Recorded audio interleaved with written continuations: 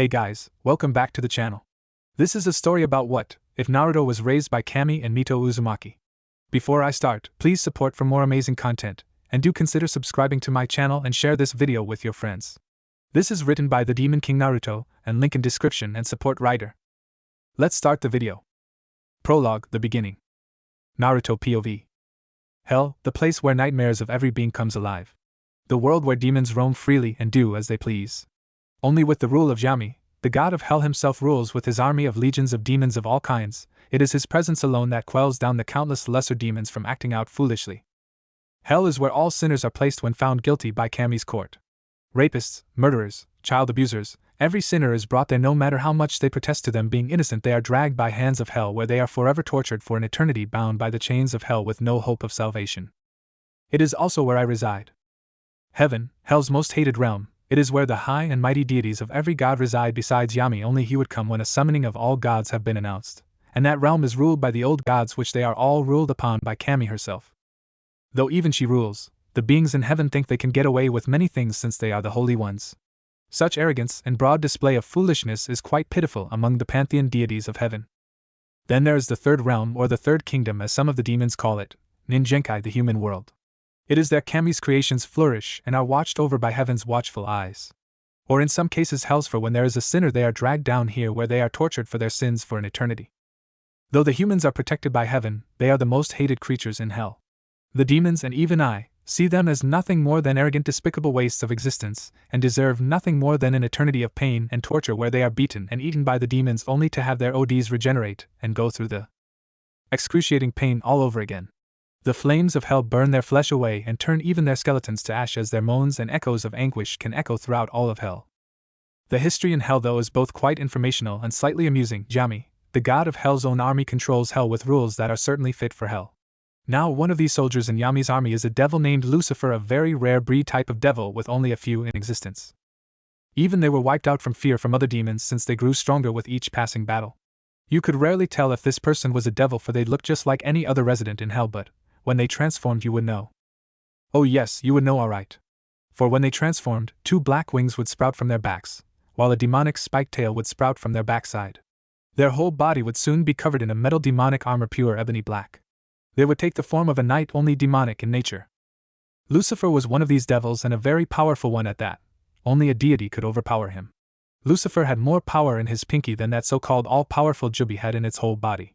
The man, at one point in time, betrayed Yami and left his army to make his own so he could challenge Yami and take over as the ruler of hell. That is but a little history of hell, for when Lucifer did this, it shook hell to its core. War was brewing within our domain between Yami and Lucifer, and it would in result destroy our realm. That is around the time my parents were killed and I was the only one left alive. I was the only survivor of the attack upon our home. My parents were devils themselves, very powerful ones in their own right. I was pretty sure one of them could even face a legion of demons by themselves, but they both weren't up to par with Lucifer, that was for sure. They were both killed. My mother sacrificed herself to save me, while the attacker was a jealous devil that hated my mother with a passion since she was married to my father.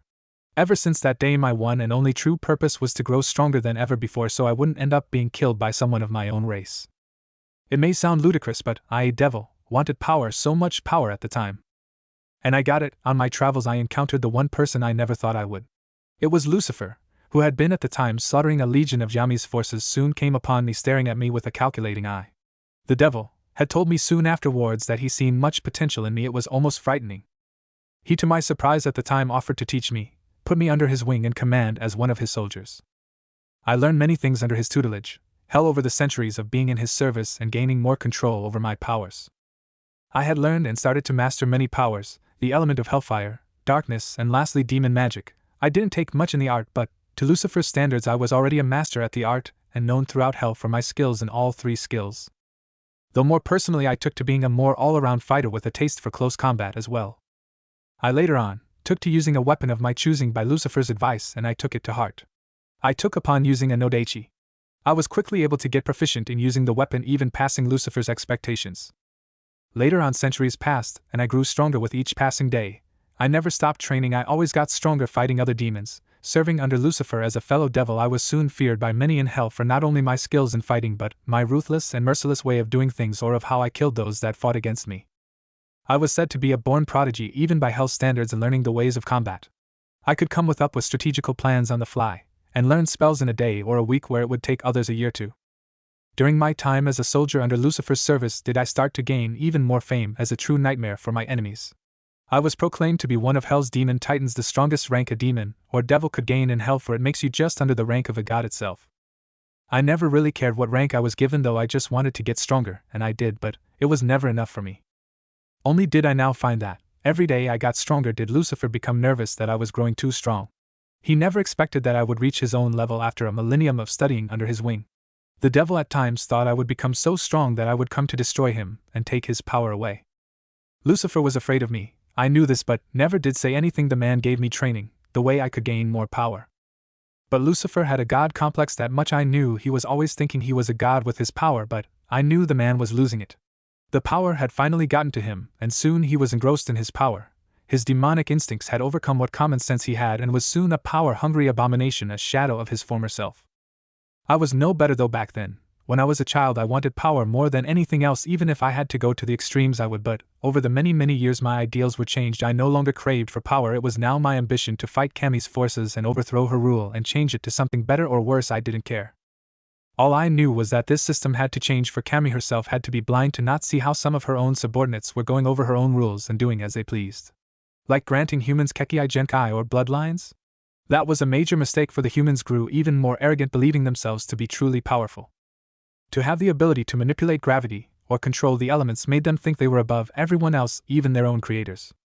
The pathetic mortals have no idea what power is.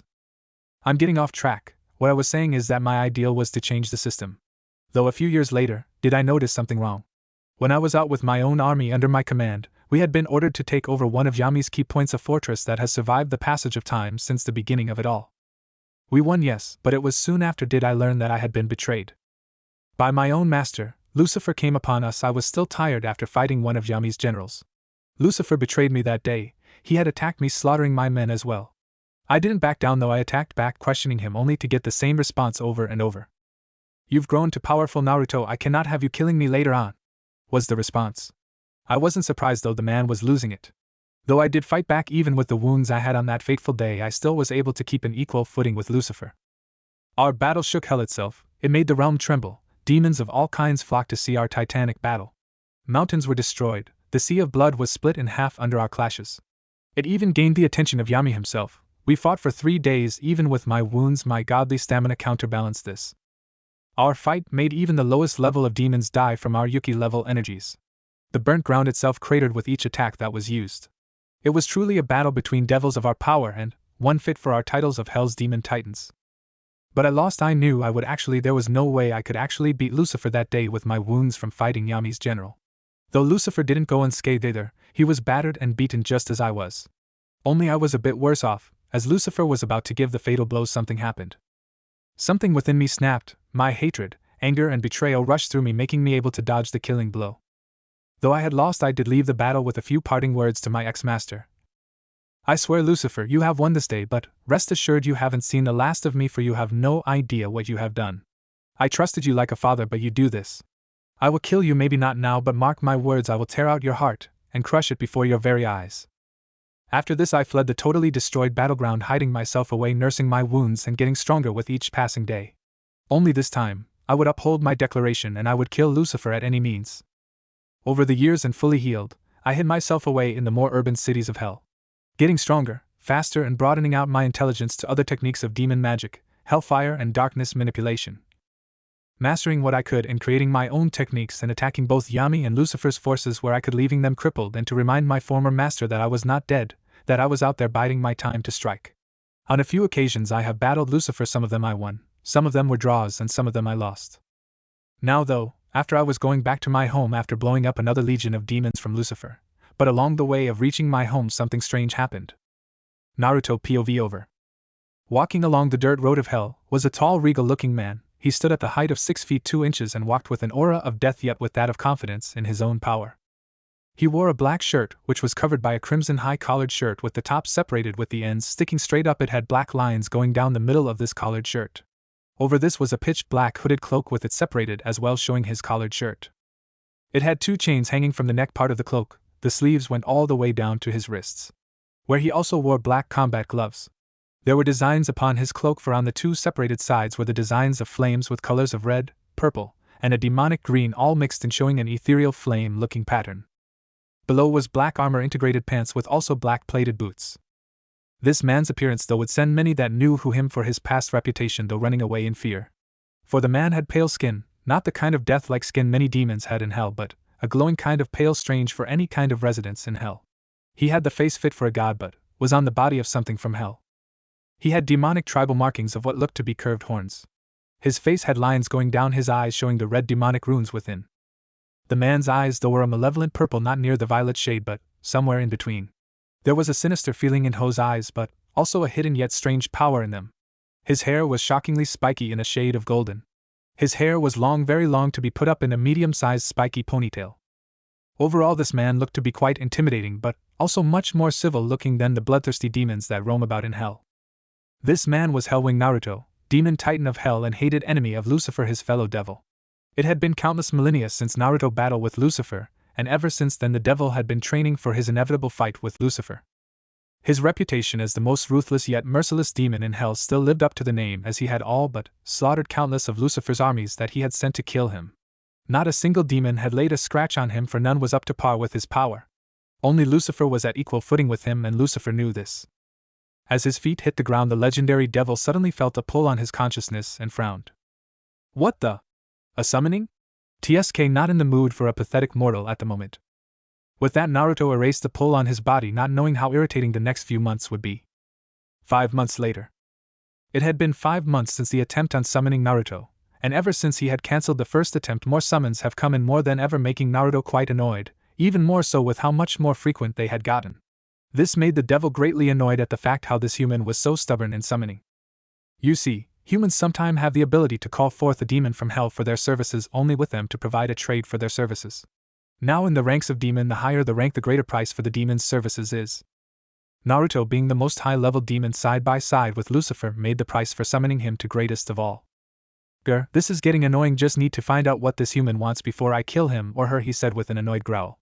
So letting the pull guide him, Naruto was pulled into the air by a black portal. Not knowing of this event will change his demonic immortal life forever. Kanahegakure Hokage Monument. Upon the mountain newly named as the Hokage Monument, was a woman whom was dressed in formal clothing with her red hair tied in a bun.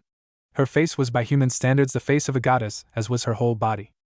Her milky white skin glowed in the midnight sky, and her violet eyes seemed almost unworldly if someone gazed into them, yet as of now they held a deep hatred and anger at something or someone. She was wearing a royal-looking kimono with swirls for some kind designed all over overall, giving her a very royal former appearance. This woman was Uzumaki Mito, heir to the Uzumaki clan and wife to the Shodaime Hokage Hashirama Senju. Right now at the moment her eyes were glaring at the stone face of Hashirama with pure murder in her deep violet eyes. Her fists were clenched so tight blood was dripping from her knuckles, which were pale white due to the intensity of how hard she was clenching her fists. However, she heard the sound /d of swirling and the cackling of electricity, causing her to turn around, and upon looking over at the summoning circle her eyes gleamed in satisfaction as a smile crossed her face when she saw the black swirling portal start to slowly open up. Thank goodness, someone answered my call, she uttered as the portal opened fully before she saw something come out of the portal. As it did, her breath hitched in her throat as she looked at the demonic yet godly handsome man before her. A blush spread across her face as she looked over his body with wide eyes, that is until his eyes snapped open, making her stiffen from the sinister look in his purple malevolent eyes. By looking at his very body, no, just by being in his presence in just a few seconds, Mito felt the hairs on the back of her neck stand straight up and every fiber of her being screamed at her to run away. But she couldn't, not for the fact her legs were paralyzed in fear, but the fact she had a reason for summoning one such as he to her realm. Yet the aura of this man caused all her senses to go haywire and her soul to quiver in terror before this man's piercing purple orbs. Naruto himself raised a mental eyebrow at what he was seeing. The human before him was most definitely strange, for first of all, she, unlike many other humans, hadn't fallen to their knees in fear or ran away like cowards. Second of all, he had to admit the mortal woman was quite the beauty even to demon standards, and that said a lot. Last of all, he could sense the Yuki of the Kyubi no Kitsune within her, making him snort a bit on the inside. That would mean she was the Jinchuriki of that little fox then? Bijou in hell were nothing but a mockery to their fellow demons, since they were enslaved by humans for so long, leashed by them like pets or used as weapon to do their bidding. Truly it was a pathetic life to be a Bijou, even worse a Jinchuriki as well, for he knew how much humans despised what they didn't understand or couldn't control for themselves. Mentally, he let out a small smirk when he felt the Kyuubi's fear. It was practically using this human as a catalyst to release its fear to show him it was submissive in his presence. "Why have you called me here mortal?" he said with a grunt of irritation. Mito immediately bowed, making Naruto raise an eyebrow a bit. Usually humans would demand demons for something, not caring they were in the presence of a being that could kill them without a second thought. But this one, she was different. She was respective and knew when in the presence of some that of a much higher level of power than her to be respectful. "I'm sorry for my frequent summons, your lordship, but I was in desperate need of help and I needed help by any means necessary. Even if it meant summoning a demon," she said in a respectful tone. Hearing this, Naruto spoke. "I see, and do you by chance know of what the exchange is for summoning a demon?" Only for her to look at him in confusion, making him internally growl in annoyance. "You don't know. All I know is that it's a last resort technique only meant for the Uzumakis. The other pieces of the information has been lost for centuries since it was written by the Rikudo Sennin himself." This made Naruto give a small cold chuckle of amusement. The Rikudo Sennin, that wretched pathetic child? Haha, what a pitiful human. He was the man by all rights, was a demon made human, since he was the one to bring upon the shinobi era along with its wars and bijou. The man was a laughingstock in hell and is still locked all the way in the 9th level of hell for betraying Kami's wishes. "I see, then let me explain to you, human, the rules for this summoning. For you see, we demons don't do things for free. First is that when you want something done, we want something in equal value for exchange. Now the higher the demon you summon, the higher the price for the exchange is. For example, if you summoned a low-class demon, then your exchange for its service is a minimum."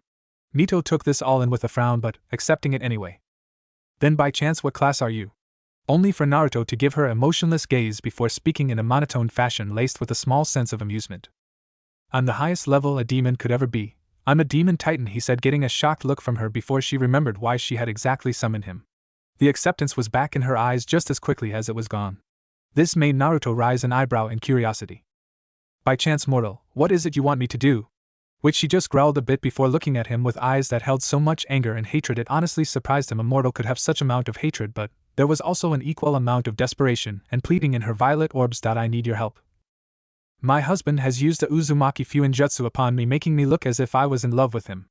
The Fuinjutsu was actually passed down from a demon that specialized in demon magic, which evolved into this particular seal. It needs the blood of the user and makes the target lose all sense of rationality, and makes them drones and follows every order the user commands. The bastard has been using our arranged marriage as a way for Konoha to use my clan by me as the link. This got Naruto's attention right away. If there was one thing nobody knew about Naruto, it was that he had a slight protective sense of women. He still remembers how his father protected his mother by so many demons from when they wanted to take her away. Plus, it was a surprise that this human was using such a seal, but there you go, another human with a power-hungry complex using others for their own needs. Such a fine example of why humanity in general was a despicable race. Shaking his head, Naruto spoke with a bit more authority yet a slight protectiveness in his voice. "I see, and what is it exactly you want me to do?" Only for Mito, this mortal actually kneeled before him, her head touching the ground in complete obedience in the form of the Dejiza position. Her voice struck true, though as quiet as it was. The begging and desperation in her voice was there. "I need you to remove these seals upon me and to kill Hashirama. He has by all rights abused the treaty between my clan and Konoha, and I want his death, paying the price for it." This made Naruto have a twitch to his lips. This woman was interesting. She was by all means ready to do anything so this man that has tricked her killed. "Ah, I see, the removal of those seals and of the death of this human. This can be done, but the price is very steep."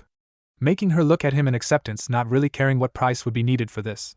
"It couldn't be that bad. Right? I don't care what the price is as long as that man pays for his crimes against not only me but my clan as well." Making Naruto nod.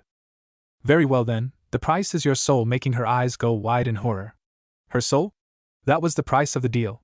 Looking up at the being she summoned, she spoke in a shaky tone. "And my soul? Is there anything else I can offer?" This made Naruto frown before closing his eyes in thought. On one hand, he could just say no and have her take the offer or not, but something in him was telling him to give her another choice. It was like an irritating flea that won't quite biting you. That's when he realized the only other option. Looking upon her pleading form, he spoke.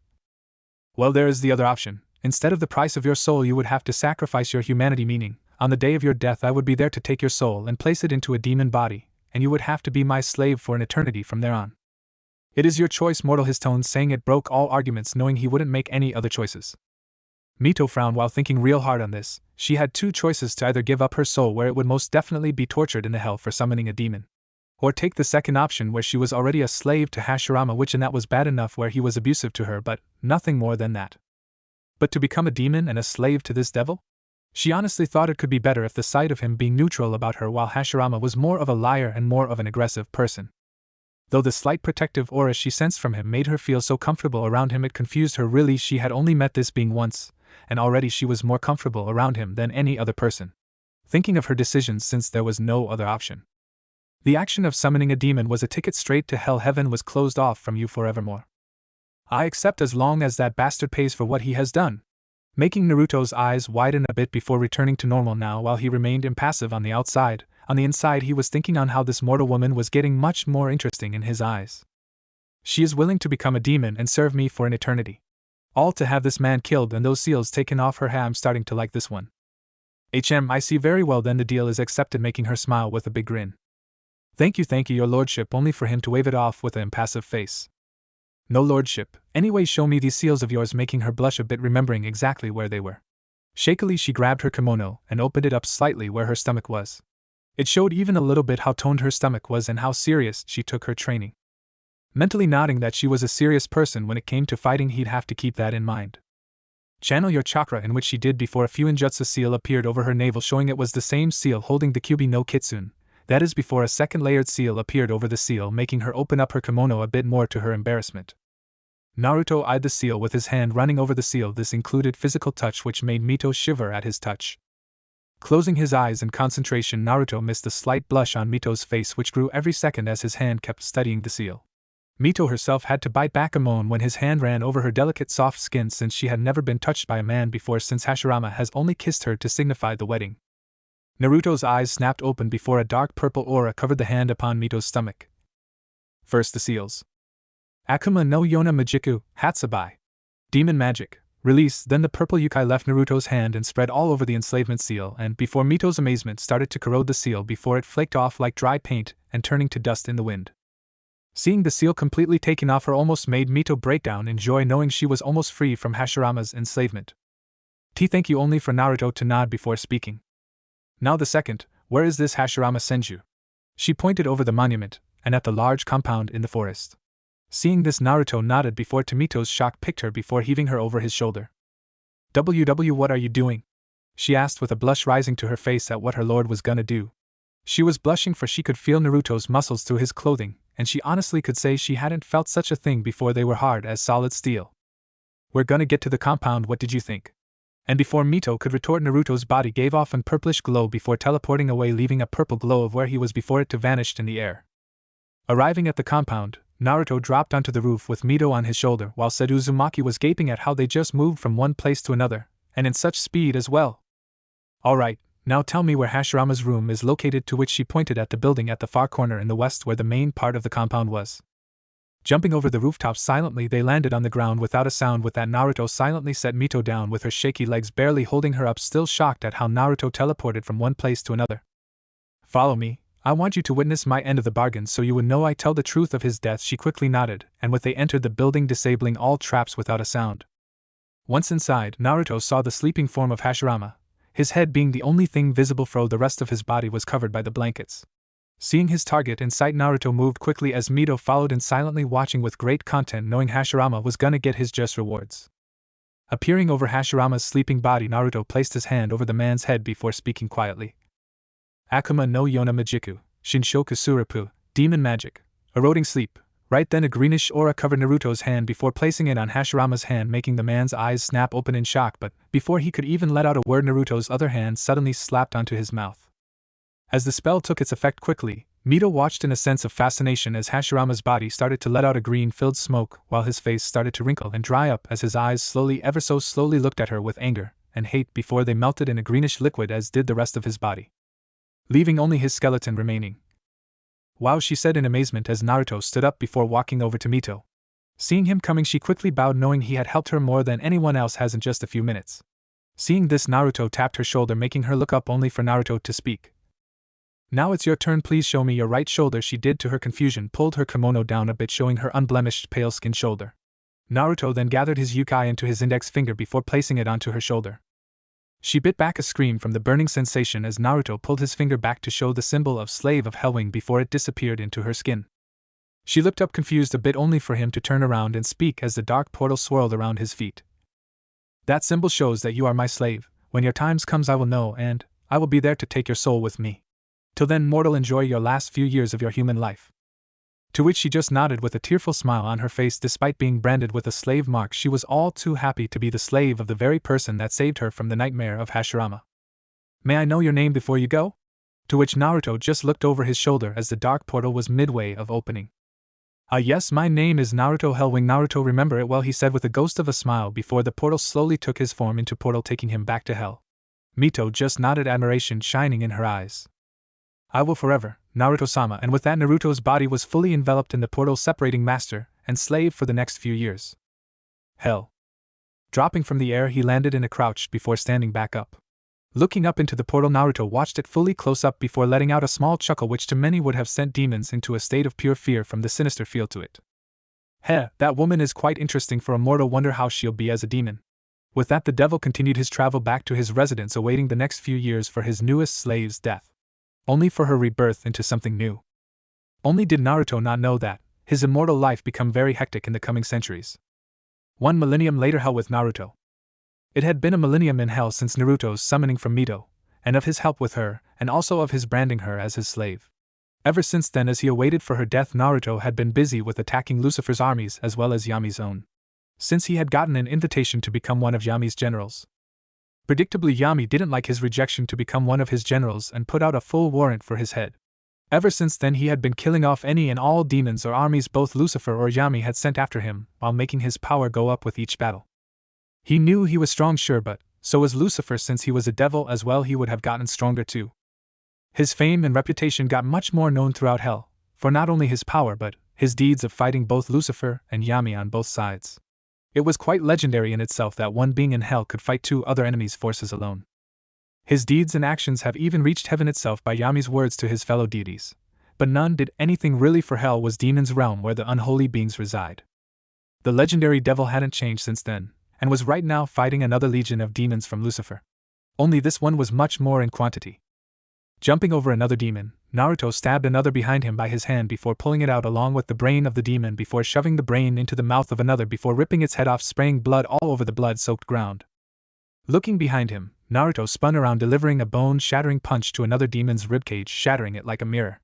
Right then he grabbed the demon by the face, lifted him off the ground before crushing his skull like a balloon. Pointing his hand toward the oncoming horde of demons, Naruto spoke. "Haru, Funchatsupira, Hellfire, Erupting Pillar," he stated calmly before circling around the horde of demons was a crimson flame with violet and black flames mixed in. To their confusion, it circled them completely, and before they knew it, a giant pillar of hellfire erupting beneath them, incinerating them completely. Flesh, muscle, bone, and even the ash was burned away, leaving nothing but a scorched ground with flickers of the fire left over. Turning around once more, Naruto swept his arm to 20 more demons before speaking. "Bakuhatsu no Yamidama, exploding darkness sphere," before a pure black sphere formed in Naruto's hand before it shot right into the demons before exploding in an orb of darkness, the energy destroying the demons completely from the inside. Naruto ignored their screams or the many body around him of the demons. "Lucifer, truly you are a fool. These demons are so much weaker than the other ones. Never could train your other lesser subordinates right." With a shake of his head, Naruto walked away without a single scratch or a stain of blood upon him. Behind him was numerous to countless bodies of dead demons. The flames of hellfire burned around the blood-soaked battlefield. Naruto's sinister purple eyes glowed in the light of the flames.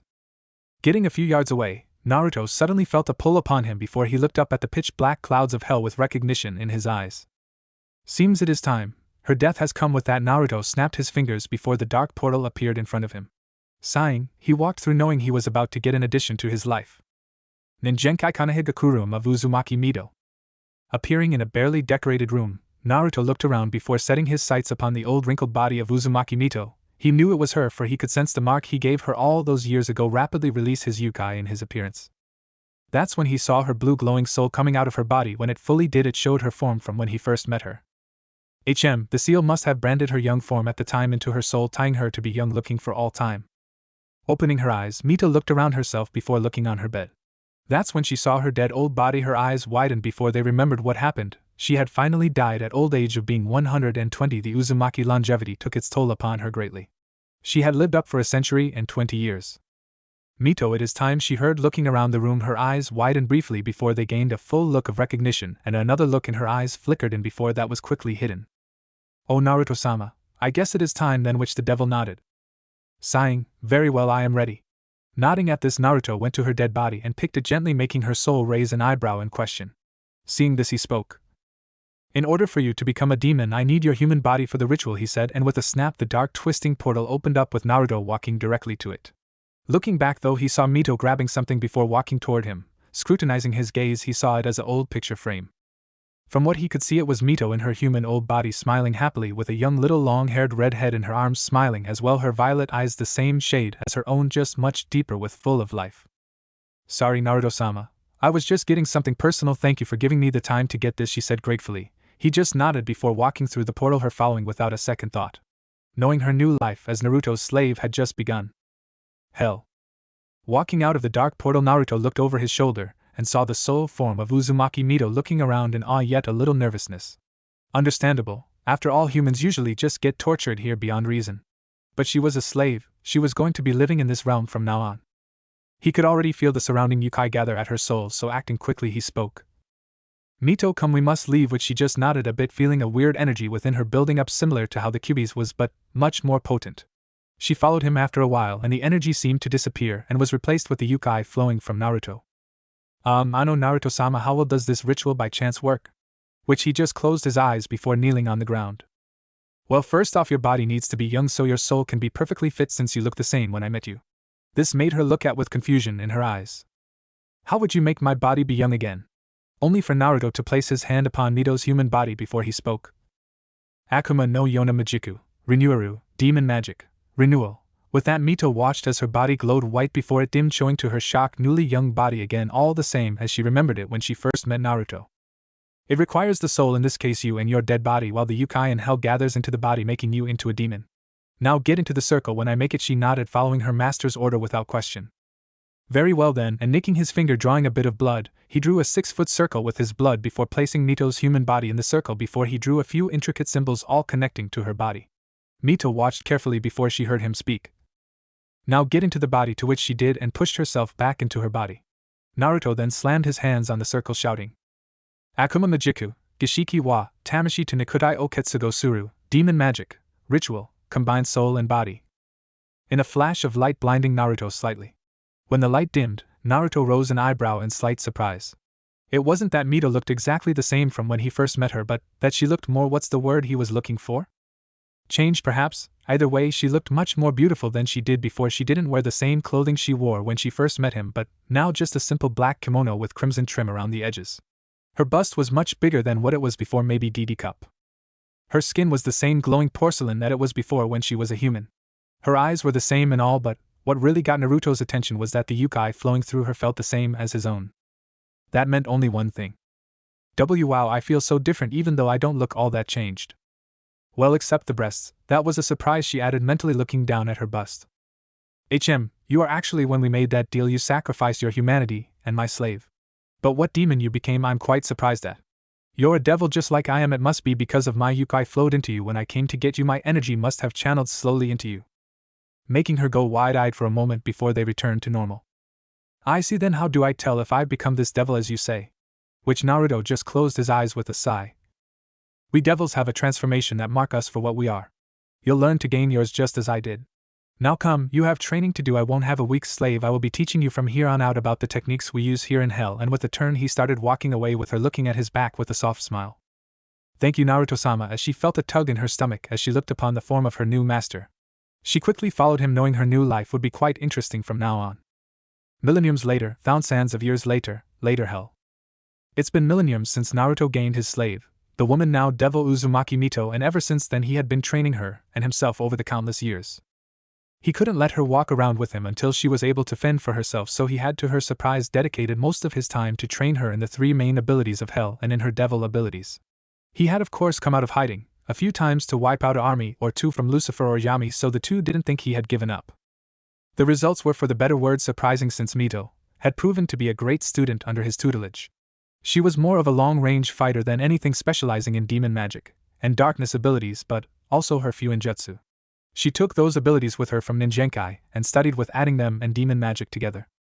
Of course, she wasn't up to standard fighting an army of angels from heaven, but is able to fend for herself greatly against demons of all kinds. Though on Lucifer's level she was nowhere near that level yet, she still needed much training before that. She had gained her transformation of becoming a true devil, but, understandably, she was shaken at first at her appearance, but, with the reassurance from Naruto and of how to change back, she quickly learned how to. Overall, Naruto could say she was quite the learner, how maybe a genius when learning how to fight. Now he himself didn't slack up either. He had been training by fighting armies of Lucifer and Yami while also sparring with Mito. Even though she wasn't nowhere near his level, it was good to fight one of your own kind. Over the years though, for Naruto, things with him and Mito have been strange. For he wasn't all cold-hearted to her even if she was a former mortal, since she was different from the rest of those arrogant fools. He knew this, for she was highly respectful and obedient towards him. For he was her master, he was also her teacher and protector as well. For when word got out that Naruto had a slave, many demons flocked to see who it was, and, when they saw the divine beauty that was Mito, many tried to take her away. Which resulted in many getting slaughtered or torn limb from limb by Naruto, since she wasn't strong enough for a few of those demons. Hell, a demon titan by the name of Gilgamesh challenged Naruto for the right of Mito. This of course irritated the superpowered devil, and to Mito's amazement, Naruto single-handedly in under 3 minutes took down the draconic demon.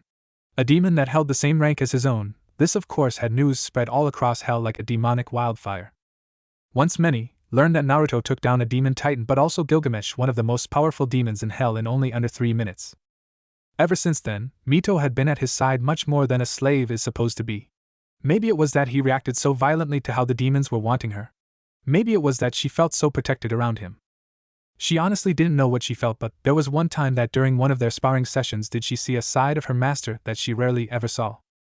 Flashback. Panting on the ground was Mito Uzumaki, slave of Hellwing Naruto, and right now she was dead tired after the whole day training session her master had brought her out to. She never complained though, for she felt she was getting strong each day they sparred. Right now sweat was running down her face, with her usual bun still there. Littered all around the ground was craters from demon magic to darkness attacks she had been practicing. Naruto himself was standing beside her with an approving look in his eyes, his arms crossed over his chest. His eyes scanned the ground before looking down at his slave. She was reasonably enough tired, no, exhausted was the better word. She had to fight him with him using 20% of his power. And even then he didn't need to transform, unlike how she had to. Nodding in approval, Naruto turned away before speaking. Your training is done for the day, Mito. Go rest, you've earned it, with some approval in his tone, which made her feel so warm. She always felt that way when she got his approval on how she trained. He was always there watching to make sure she needed help or to stop any malfunctions with her attacks.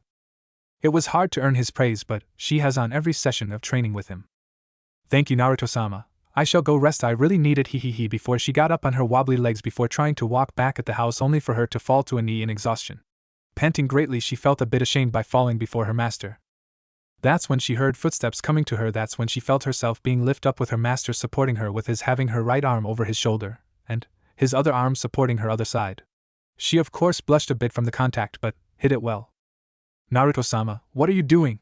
She asked, confused, since her master had never really shown this kind of support before. He was there to help in her training, but she had always needed to walk back to the house to rest. But this time she felt too exhausted to even move a finger. Naruto closed his eyes before speaking. You're too exhausted to move, Mito, I can see this. I shall help you to your room where you can rest, and with that she nodded a bit before leaning her head a bit on his shoulder, as he led her back to her room. Once they entered, Naruto unfolded the covers and sheet before laying her down slowly, and gently, she mentally added, before covering her up. After this, he pulled the needle holding her hair up in a bun, letting it fall upon her back, showing her long straight maroon hair.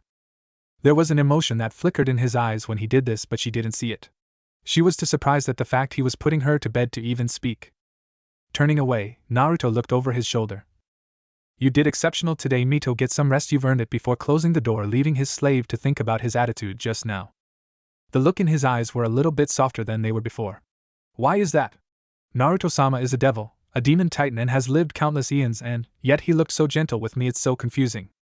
With that she let her eyes close, thinking about the small changes happening with her master. The next day, as Mito came out of room from getting her rest, she was still putting up her hair in her usual bun, only to see her master standing on the balcony overlooking hell. Walking up to him, she heard him speak. I see you're awake, Mito. That is good, your training will resume later today, be ready, he said with his usual indifference. She knew. Looking at him, she nodded, thinking what she saw yesterday was but a dream. Very well, Naruto-sama, I'll go get ready, and with that she turned around and began to walk back. Oh, and Mito making her turn around a bit in question. Yes? Curious to what her master was wanting to say. You look better without the bun, it makes you more beautiful, he said, still looking over the balcony. So he never saw the wide-eyed look he was getting from her. The Uzumaki woman was staring at her master in complete shock. Not once has he ever complimented her before. She never really thought he would do such a thing or even expected it of him. But after realization kicked in, a blush on great proportions came upon her face as her hands trembled with the needle that would put her hair in the bun before she got herself under control. Though a big smile stretched her beautiful features showed on her face as she spoke. "TT, thank you, and Naruto-sama," she said before he waved her off, making her stumble back into the house to get herself ready for the next part of her training.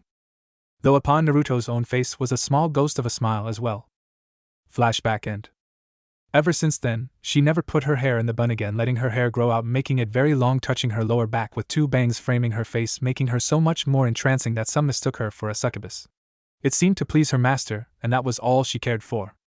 Walking upon the dirt road of hell, Naruto along with Mito were on their way to attack another legion of demons, since Lucifer had been getting much more desperate to kill Naruto by any means over the years, even by one day sending the three-headed dog called Cerberus, Hell's Gate Guardian.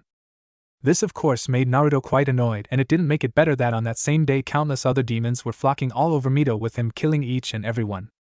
So it was bad for the demonic dog that it picked on the wrong day to piss off Naruto. That is the same day Cerberus was literally neutered by Naruto before sent flying across hell and into Lucifer's castle. Naruto was irritated that day and made an example out of the guardian of Hell's Gates to show he was not to be annoyed. That's when Naruto felt a tug. It was the same tug he felt when Mito first summoned him. This made him frown, which Mito caught. "Naruto-sama, is something wrong?" Worried, since he has never shown this reaction before. It was like something was irritating him more than those pesky demons that flocked to her. The look in his eyes showed great annoyance as well. "No, it's just a summoning, I guess I'll take it. Mito, come, let us go see what this mortal has summoned us for before I kill it for annoying me," he said with a dark look in his eyes that sent a shiver down Mito's spine.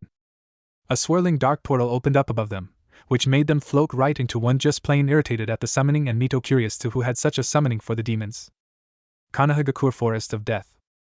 Standing upon the great forest of death was a woman, a very beautiful woman who looked to be the age of 22, her whole appearance that by all standards looked like a goddess made flesh. Her long maroon hair that touched her legs with two bangs framing her heart-shaped face, making it look completely angelic. Her eyes were that of a deep violet with an inner hatred and anger in them, that of which would make any low-willed person fall to their knees or outright pass out. Her pale porcelain skin shined greatly in the dark forest with the moonlight casting down upon the as she stood. Her arms trembled while her knuckles were popping as blood dripped from her hands. Her teeth were clenched so hard they could break, though the swollen belly showed that the woman was pregnant, and in her later months. This woman was Uzumaki Kushina, last remaining Uzumaki and wife of Namikaze Minato. Right now the woman was standing in front of the same summoning seal that her old friend and her role model Uzumaki Mito gave her just in case something truly horrible happened. She was given this to her, and was warned to be as a last resort. "Kid, I'm telling you, you had no other choice. Besides, with your luck you might just summon a demon more honorable than the ones that I've seen in my time. I know, Akemi-chan, but Mito-sama always told me when I was a child that to use this summoning was a ticket straight to hell. I worry for my unborn child. What would she do without me here? I don't trust that bastard Minato, and most assuredly Hiruzen. I trust no one in the leaf at all, only you." "I know, kid, I know, but this is the best way to make sure your daughter has a good life when she is born. That human, Namikaze, needs to die for his sins. Heck, with your luck you may summon the same demon Mito-chan summoned," Akemi muttered faintly, but Kushina caught it and knew what she was talking about. "Yeah, I'm kind of hoping if it is, though it's a very slim chance. You've told me about this demon before. I just hope it's someone like him, and not some distrusting demon." That's when she felt the sudden pulse of Yukai before below the summoning circle a dark portal started to open up, only this time it was opening up for two people from the size. Though when it fully opened and the first person to walk out made Kushina voluntarily blush madly at the appearance of the Adonis of a man before her. "Oh Kami, that's him, Kit. That's the very demon that helped Mito-chan. Your luck is great, Kit. By God, he looks a little like that bastard Minato, but only the hair, and even that is but a little resemblance. Everything else about him is." That's when the second person came out. This made both Kushina and Akemi gasp in shock, for it was her friend from when she was a child, Uzumaki Mito, and she was much more beautiful than she saw in the pictures when she was younger. Her hair was longer, not done in her usual bun, it reached to her lower back. Her clothing though was much more different though. From the royal-looking kimono she used to wear was a now battle-fitted kimono, crimson in color with black trimmed edges. Flame designs littered all over the kimono, with the Uzumaki clan symbol etched onto her back, only with flames circling it like a ring of fire protecting it. Kushina noticed her aura though. She walked with confidence and power that most couldn't believe, with only the man in front of her knowing. She carried herself greatly, making her slightly wish she had that kind of confidence at the moment. But she really had no other choice at the moment. Gasping, Mito looked upon the form of Uzumaki Kushina with shock in her eyes. Naruto saw this and raised an eyebrow. Mito, is something wrong? Making her shake her head a bit before speaking with a big smile on her face. No, nothing's wrong at all, this is just the little girl I told you about. You know, the one in the picture. This made a slight recognition come into his eyes along with a little surprise. This woman, which almost looked like an exact replica of Mito, was that exuberant little child. Kushina heard the conversation and spoke. And Mito-sama? What are you doing here? ITT thought you died? Shaken at seeing her ancestor before her, which was supposed to be dead. Mito nodded, but Naruto spoke first. Mito, you can explain later. I would like to know why you summoned me, mortal. To which Kushina remembered exactly why she did and scowled. Namikaze, he somehow got into the Shodame's jutsu library and found a certain Fuinjutsu which was originally the Uzumaki clan's forbidden Fuinjutsu. It was the enslavement seal he put upon me, making Mito grit her teeth in anger remembering that accursed Fuinjutsu, while Naruto frowned seeing how similar this situation was turning out to be. I see, and when did you find out about this exactly? I can see your pregnancy would mean it hasn't been too long? To which she looked down at her swollen belly from anger to complete love as she rubbed it gently with a soft smile. This may have resulted in this, but I would love this child forever. I found out about this 2 weeks ago, when I was completely out of chakra. The seal appeared on me as my chakra was returning back to me over the day. Once I was able to recognize it, and find the seals in Minato's room, I went with the only way to make sure he paid for what he has done. Even with whatever the consequences were for this, making Mito look down sadly while Naruto's own eyes gained a slight solemn look before they fixated upon the slight bruise around her wrist. Mortal, where did you get that bruise from exactly? He asked, his eyes completely fixated upon her wrist. Mito looked at the wound as well and scowled while Kushina looked at it with a glare. Namikaze, he tried to hurt me again, but I got away in time. But I did get this before I left. This made Naruto freeze in his tracks before he tightened his fists, making them pop a bit before speaking. I see, I'm guessing you are wanting these seals off then? To which she nodded immediately along with her clenching her fists together. Yes, and I want you to do one more thing for me, kill Namikaze Minato, that is all I ask of you. To which Naruto just nodded with a slight look on anxiety of getting to murder this wretched piece of filth. Mito, though, remembered those exact words since she too spoke them to have Hashirama killed and knew the price for it. It wasn't a bad price, but for Kushina it would be bad. I see, do you know the price of the exchange? To which she nodded hesitantly. Why yes, when I use the summoning my entrance to hell is assured, but also you are to take my soul in exchange for killing another human, she said while looking down at her swollen belly where her unborn daughter slept. Naruto nodded, knowing she knew this from Mito, since the woman must have written down the rules for her to know for future reference. Good, you know then, before Mito interjected. Wait. Naruto-sama, I ask of you for something important. I know it's asking a lot, I know, but please will you give her the choice you gave me? Which made Naruto frown before he closed his eyes in thought while Kushina looked at her curiously. There was another choice to this double-edged summoning? It is her decision. If she accepts, I will allow it. To which Mito grinned widely while Kushina tilted her head in confusion. You Amano, what's the second choice if I may ask? She asked nervously. Naruto looked at her out of the corner of his eyes and spoke. It was the choice of sacrificing your humanity, and you becoming my slave. It was the very same one I gave Mito Uzumaki here. This made Kushina reel back a bit. Sacrificing her humanity? Becoming a slave? She was already a slave to Namikaze and a tool for Konoha. She didn't want to be a slave again under an abusive being. Mito, seeing her hesitance, looked at Naruto with a bit of pleading in her eyes. Naruto saw this and groaned a bit before nodding. Smiling in thanks, she walked over to the trembling form of Kushina and kneeled before her. Kushi-chan, look at me please. Kushina looked at her curiously, as she hugged her swollen belly for a type of comfort. I know this choice may seem bad at first, but Naruto-sama is actually a great person once you get to know him. The idea of sacrificing your humanity may seem bad also, but I got to say it's better being a demon than a human, she said with a cheeky grin. Kushina blinked at her, once, twice, 3 times before speaking. See, can Naruto truly get rid of my nightmare? Can he get rid of my enslavement to Namikaze and let me have the time I want with my unborn child? If I can, that is all I would truly want. Mito just smiled reassuringly before speaking. Of course he can, he did the same for me. How do you think that bastard Hashirama was killed, HM? She said amusingly. This made her eyes widen before looking at Naruto's form, his piercing purple eyes staring at her with a look that looked right into her very soul. Deciding on what to do, she finally decided, I accept, Naruto-sama, please get rid of my curse, get rid of my enslavement, and kill Namikaze Minato. Yelling desperately, hoping this devil, this being would help her. The pain she felt after so many years coming out of her like a volcano. Seeing the woman in such a state made Naruto's purple orbs flare briefly in anger a bit before he spoke. Very well then, the deal is struck now, Mito. Have her lay down where I can see the seal. If I'm guessing where it is, then she needs to lay down. To which Mito nodded, helping Kushina up a bit. She laid her down to her confusion, while Naruto kneeled beside her. The seal is on the seal holding the QB, isn't it? To which she looked surprised at how he knew before nodding. With that, Mito slowly pulled her shirt up only above her swollen belly. This made Kushina blush in embarrassment, since her pregnant belly was completely in view. Naruto nodded at Mito, before he placed his hand upon her swollen belly before gently rubbing it, his eyes closed in concentration. Kushina felt his sudden contact, and had to suppress a moan as a pink hue rose to her face. His touch was so soft and gentle. It felt good. His hand upon her belly made her feel warm and protected under his dominating aura, making many in the forest completely flee from the area they were in. That's when her eyes widened when she felt the rapid kicking of her unborn daughter inside her belly. It was like she too was feeling the same thing she was and was excited at the touch. It was like she enjoyed it as much as she did. Naruto felt the child inside the woman's belly kick and suppressed a small smile as he felt the child kick at where his hand would be at. It was amusing, really. It was like a game to the child. He shook his head, mentally preparing for the removal of the seal. Mito watched the interaction with a smile. Her master, without knowing it was a natural-born father, whether he knew it or not, was irrelevant, for she knew it. Children among the demon villages looked up to him in awe and reverence. Plus, seeing the sight of Kushina's unborn child reacting in such a way to her lord's touch alone showed Mito that her theory of him as a natural father to be quite accurate. Or was it something else? Naruto's hand started to glow in a purple aura before he spoke. Akuma no Yona Majiku, Hatsubai. Demon magic, release, before the purple aura came off of him and covered the enslavement seal upon Kushina's belly.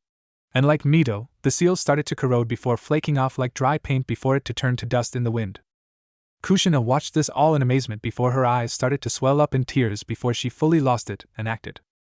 Naruto didn't expect the next thing to happen when Kushina hugged him fiercely, crying away, speaking of thank you now.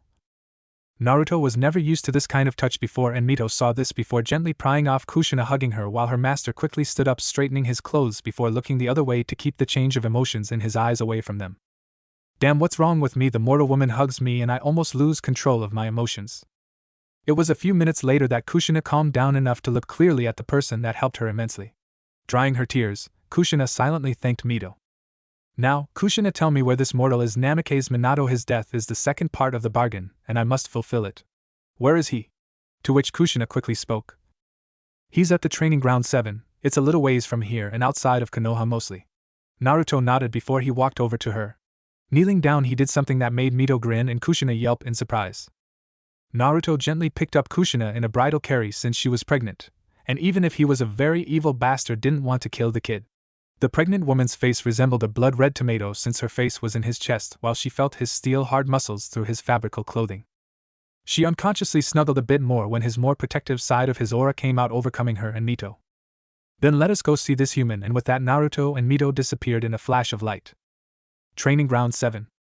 Appearing on the outside of the training field, Naruto and Mito appeared with Kushina gripping his clothing very tightly, her face smashed into his chest, her eyes closed. Mito found this quite amusing while Naruto didn't know how to react to this really. Gently prying her off, he set her down before he looked at Mito. I sense the mortal signature. Place a barrier around here where no one will hear or see this battle, also make it where no one else can get in. She nodded, and before Kushina's amazement, Mito's index finger started to glow purple before she wrote in the air, forming something kind of like a Fuinjutsu circle. Akuma Fuinjutsu, Sando to Saido Jikin Yagami Bariya, Demon Fuinjutsu, Sound and Sight Time Distortion Barrier, before all the trees around the training grounds glowed for a second before disappearing. Nodding in approval, Naruto spoke. Very good, Mito, now get Kushina and bring her with us. She must see this human's death to know he truly dies. To which she nodded, and with some help from Naruto, Kushina was walking with Mito behind Naruto. But along the way, it was like everything parting its way from them. Even the trees bent opposite from them while the animals all but scurried off, or the closest died from being near them. The two Uzumakis blinked before Mito sensed the growing demon bloodlust from her master. And she was a bit scared. It was a lot more terrifying than she's seen it in a long time. What the two didn't know though was that Naruto saw more than just that bruise on her wrist. When she was clutched to his body, he saw many more going along her arms. This made him speculate she was hiding many more bruises upon her body. Now he may be a devil, but to abuse a woman holding an unborn child was an act he could not forgive. It was despicable, disgusting, and outright unforgivable, and such an act is dealt with punishment. In his eyes, a straight shot to hell, with him being the harbinger to your trip down into the brimstone realm of Makai. Namikaze, I will show you what happens when you piss off a devil.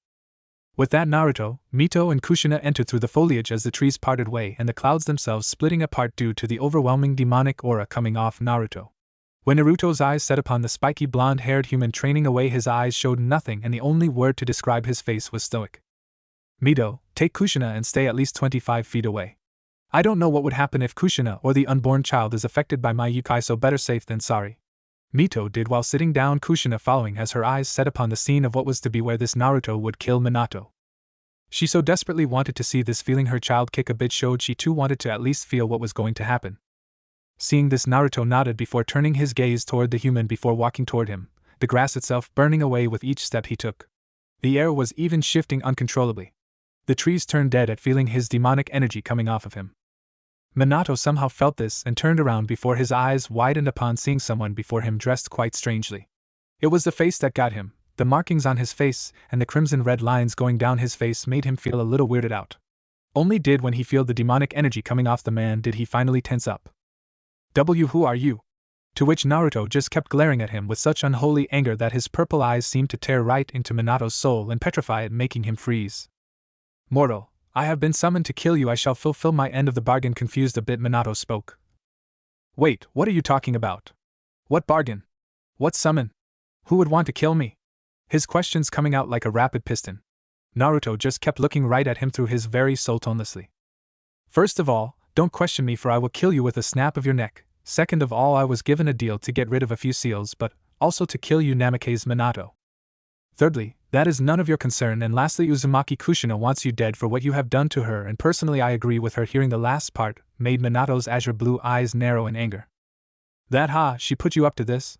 Guess I'll have to set her straight later. Look, buddy, you can just go. I don't want to hurt you now. Only for him to stop talking as he fell to his knees as unbearable pressure crashed onto him. His tanned face quickly went pale, sensing the great sinister aura coming off this person in front of him. Naruto slowly took a step after step toward the shaking human. It was amusing really that the human actually thought he could beat him. Arrogant humans at their best. But what he said about Kushina, he wasn't gonna let him die quickly, he was gonna drag out his death slowly. And most painfully. Mortal, you really are a stupid fool, to have beat a woman who is pregnant with that of an innocent soul. Truly you are a despicable little man. But nevertheless I cannot abide my presence any longer. I will fulfill my bargain before I drag your pathetic soul into hell, where you can be tortured along with your fellow Shodaime. This information made Minato's eyes widen, but before he could speak, Naruto appeared right in front of him, not making a sound, Naruto's fist already embedded into Minato's stomach. Right then, with a painful grunt, blood shooting out of his clenched teeth, Minato shot right across the training grounds and right into a few trees before slamming into the barrier Mito put up, burning his back. He stopped when Naruto's hand covered his mouth, muffling his screams before he slammed Minato's head a few times into the barrier, making his hair catch fire while giving severe burns to his head. Then he spin-kicked him back to the training fields before appearing over his body, kneeing him in the back with Minato slamming into the ground, creating a massive crater. The sound of bones breaking and a spine snapping in half echoed around the barricaded area. "Ayaha!" screamed the Namikaze. "Yes," screamed Mortal. "For there is much more to come for your sins." And did Minato suffer?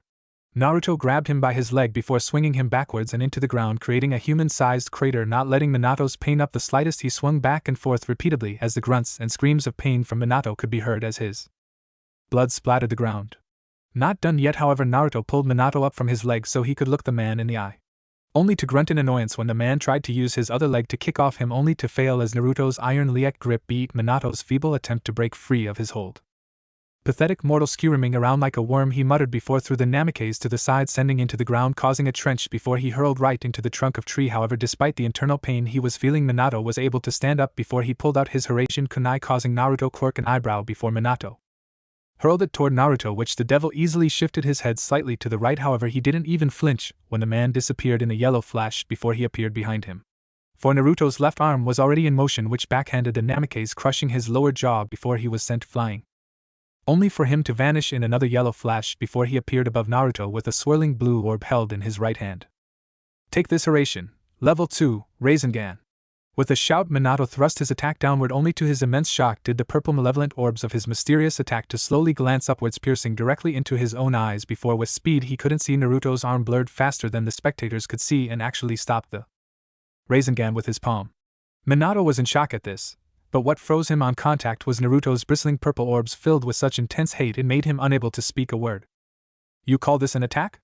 Pitiful was all he said before clacked his hand, causing the Rasengan to disperse before he crushed Minato's hand, causing the injured Namake's eyes to widen in pain before he was pulled down by his neck before he was slammed into ground, his muffled screams echoing within the confined sealed training grounds. Watching this all in content was Kushina while Mito pat her head. It must be good to see her most hated enemy be thrashed around like a rag doll. Naruto-sama, he is quite angry, Mito muttered as she saw Naruto toss the Namakes into the air before slamming his head face first into the ground once more, making another crater, while possibly breaking many bones in his face before grabbing the man by what hair on his head he had left before ripping it completely off his scalp. Yeah, I can see why you like him, he's very protective of women from what I can see, Kushina muttered, her eyes gleaming in happiness as Minato was being beaten around like the bastard he was. It was hilarious in a way to see the one person she wanted dead for so long to scream like a child when he had his arm pulled out of socket and broken in the opposite direction. I agree, and I'll tell you this, Naruto-sama may be downright evil when you first meet him. The coldest being you would ever meet, but after a while you'll see why I like being his slave. Naruto held the Namakes by the throat, his feet dangling above the ground. His body was broken and beat beyond all healing. His face was nothing but a bloody smear, his nose broken and twisted in a way there wasn't any fixing it. His teeth all but shattered, all four of his limbs broken with all of the bones and pieces with them also embedded into his inner muscles of his limbs. Naruto lit a small cold smirk when he heard the mortal all but whimper now, since his scream were silenced when he ripped out his tongue. He don't think we're done yet, mortal. His smirk turned downright vicious even more when he saw the fear in his eyes. It grew even more so when he grasped his beaten and broke arm. Your torture is far from done. With that, Naruto slowly ripped Minato's right arm off all the way from his shoulder, making blood shoot out like a geyser as the tortured human whimpered even more loudly in pain. Grabbing the other, Naruto's cold expression was quite the sight, with all the blood all over his face, making him truly look even more demonic than he already was. Here goes another one. Then the left arm was ripped off from the shoulder, making blood shoot out at the same speed. Next he grabbed both legs into Minato's immense never-ending pain, ripping them off from his pelvis before he spoke. Now die slowly while choking on your own blood and flesh. With that, Naruto slammed both of the dismembered legs through Minato's stomach and chest before he grabbed arms and slammed them both through his mouth and back through his head, making his body quickly go limp in a matter of seconds of twitching. That pathetic mortal deserved every bit of pain he got, he voice changing back to normal. That's when he saw the soul of Minato coming up from his dead bloody body, only for him to grasp it, making its eyes wide in fear. Oh, you're not going anywhere, you're going to hell where you belong. With that, Naruto slammed his other hand onto the ground, speaking. Akuma no Yona Majiku, Jigaku no Dorigachin, demon magic, dragging chain of hell, with a dark portal the size of a human formed before a crimson-red spike chain shot out before it grasped Minato's soul. It screamed in pain as it swirled around his soul, shredding it and damaging it before it slowly pulled back to the portal. Minato's soul saw this and tried to fiercely pull back, only to be stopped, and with a final tug, Minato's screaming soul was pulled into the abyssal portal straight into hell, where his soul would forever be tortured for an eternity. Sighing, Naruto turned toward Minato's body and raised his hand. Akuma no Yona Majiku, Shinshoku, demon magic, erode. With that, a green aura came off Naruto's hand before it drifted slowly to Minato's dead, tortured body before it was enveloped by the greenish aura before his body started to smoke. Mito grinned, knowing this was the same technique he used to kill Hashirama. Kushina was still watching in amazement. She watched of how this Naruto, this demon from hell, completely and utterly tortured and killed Minato without even trying, but took pleasure in killing him. She watched with wide eyes as Minato's body started to let out a poisonous-looking smoke before his flesh started to burn from within before melting out, as did his eyes. Everything melted into a green liquid, leaving behind only his skeleton. Stopping the technique, Naruto turned his head toward Mito and Kushina before walking over to them. Alright, it is finished now, Kushina, it is time I marked you. He saw her eyes widen a bit, but the reassurance from Mito made her feel slightly more relaxed. Kneeling down, Naruto brought out his index finger before it flamed up in the purple aura before he grasped her shoulder. Gently he pulled down her shirt a bit, revealing her unblemished skin, thus making her blush like Mito did when he did this. This will hurt a bit, Kushi-chan, just bear with it, Mito cooed as Naruto dragged his finger over her shoulder. Kushina whimpered in pain at feeling the hot dragging of Naruto's finger upon her shoulder. When it was done though, she stopped a bit to look down at her shoulder to see, slave of Hellwing Naruto. Hellwing Naruto has a very good ring to it, Kushina mentally though, as she watched the mark disappear into her skin. Now Kushina, I will be back along with Mito when your death is near. When you die I will drag your soul with me to hell. Till then enjoy your life as a human, Mito. Let's go, to which she nodded before standing up with a smile directed to Kushina. Kushina watched them walking away, feeling something within her wanting to tell Naruto to stop, to wait something. She didn't know what it was, but she wanted him to stay. Wait! She shouted, making them both stop. Naruto looked over his shoulder, his eyebrow raised in question. Yes? To which she slowly walked up to him before bowing her head before him. Naruto-sama WW, would you please do me a favor? CC, can you stay here? Only for a little while? She said, her face blushing up a bit from what he was asking. Mito raised an eyebrow in curiosity while Naruto kept his eyes right on her before he closed them in thought. A few seconds later, he opened them to speak. Well, Lucifer won't be making another move for a while. Very well, we shall stay for 2 days, but that's it. We need to go back afterwards. To which Kushina grinned happily while Mito gave her master a look of gratefulness. TT, thank you, and Naruto-sama, she set her head down in respect. Naruto nodded before speaking. We shall stay, though out of Konoha I cannot bear being near any of those other mortals, so we shall be staying in the forest. To which Mito nodded, as did Kushina. She was used to sleeping in the wilderness. Getting this, Naruto slammed his hand into the barrier Mito made and gripped it, making a visible white crack appear before it broke like glass. Then let us go then. With that, Naruto jumped off with Mito carrying Kushina in her arms. All of them jumping into the forests away from all prying eyes. No doubt in a few minutes the area would be swarmed with Konoha shinobi. Forest of Death. Dropping down into the forest where they met Kushina first, Naruto walked over to the biggest tree with the widest trunk. His hand hit it a few times before he nodded in what seemed approval. What's he doing? Kushina said, bewildered at what Naruto was doing. Mito just smiled at her reaction. Making our home for the next 2 days. Before she could speak, she heard loud wham. She turned her head in time to see to her shock a 20-foot hole inside the tree with Naruto's outstretched hand, smoke coming off his knuckles. In front of him was a single intentioned piece of the tree on the ground. This will be where we stay for the 2 days. After that we leave. To which Mito nodded while Kushina spoke. Thank you for doing this, Naruto-sama, to which he just nodded before going inside the tree, them following behind him. He then snapped his fingers, making the same barrier Mito did appear over where the hole he made into the tree was. To make sure we aren't found, can't have Kami's forces onto us. Now I'm gonna go take a nap. With that, Naruto walked over to the more darker part of the tree before sitting on the ground, leaning against the tree before closing his eyes. The two watched this before they looked at each other. So wanna tell me about your life as his slave, Mito-sama? Kushina asked, curious to how her next life would be like. Mito just smiled and explained to her of what she went through in her time in hell. 2 days later, Mito explained most of what happened from the very beginning of when she summoned Naruto, to where she died and had her body taken with her to become a demon. She told Kushina everything she had been through and held the training she went through by Naruto. Everything she told her of was like a fairy tale to Kushina. Throughout the whole story she sat in her lap listening to her like she did as a child hearing of her other stories. Even then, the baby within her kicked a few times when Naruto was mentioned, and of how he protected her from the demons that flocked to her, and of how he fought against legions upon legions of demons, batting them away like flies, or of him killing Gilgamesh, a fellow demon titan, in only under 3 minutes flat. The next life for her fascinated her greatly, even more so when Akemi told her the life she would have would be a great one, that was for sure. Kushina also told her of how her life has been growing up in Konoha after running away from Yuzuno Kuni when it was attacked. She told her of how Konoha had been pleased to have her in their ranks as a shinobi. It was also to the delight of Mito that Kushina told her of how Konoha has all but studied upon finding out what exactly killed their Shodaime. She did tell her of how the Kyuubi was getting along with her in the years, but she also explained of how Konoha had been trying to use her to try and gain the Uzumaki Fuinjutsu from her, since they couldn't from Mito since her body was gone after her death. To say Mito was pissed was like saying Lucifer had a small power complex. She was downright furious but kept her demon aura from reaching her master. She didn't want to wake him up on a minor emotional outbreak. Too bad the two didn't know Naruto had heard everything and his hate for humanity in general rose a few notches. Getting up from his nap, Naruto looked over to see Mito and Kushina sleeping against the inside trunk of the tree, Kushina leaning in against Mito, her arms wrapped around her swollen belly, while Mito herself had her arms wrapped from behind Kushina in a protective manner. Seeing this, Naruto turned away before walking out over to the indention he made in the tree. Looking up at the sky, he concentrated his eyes with a glare. He looked to see slight moving dots far above in the sky.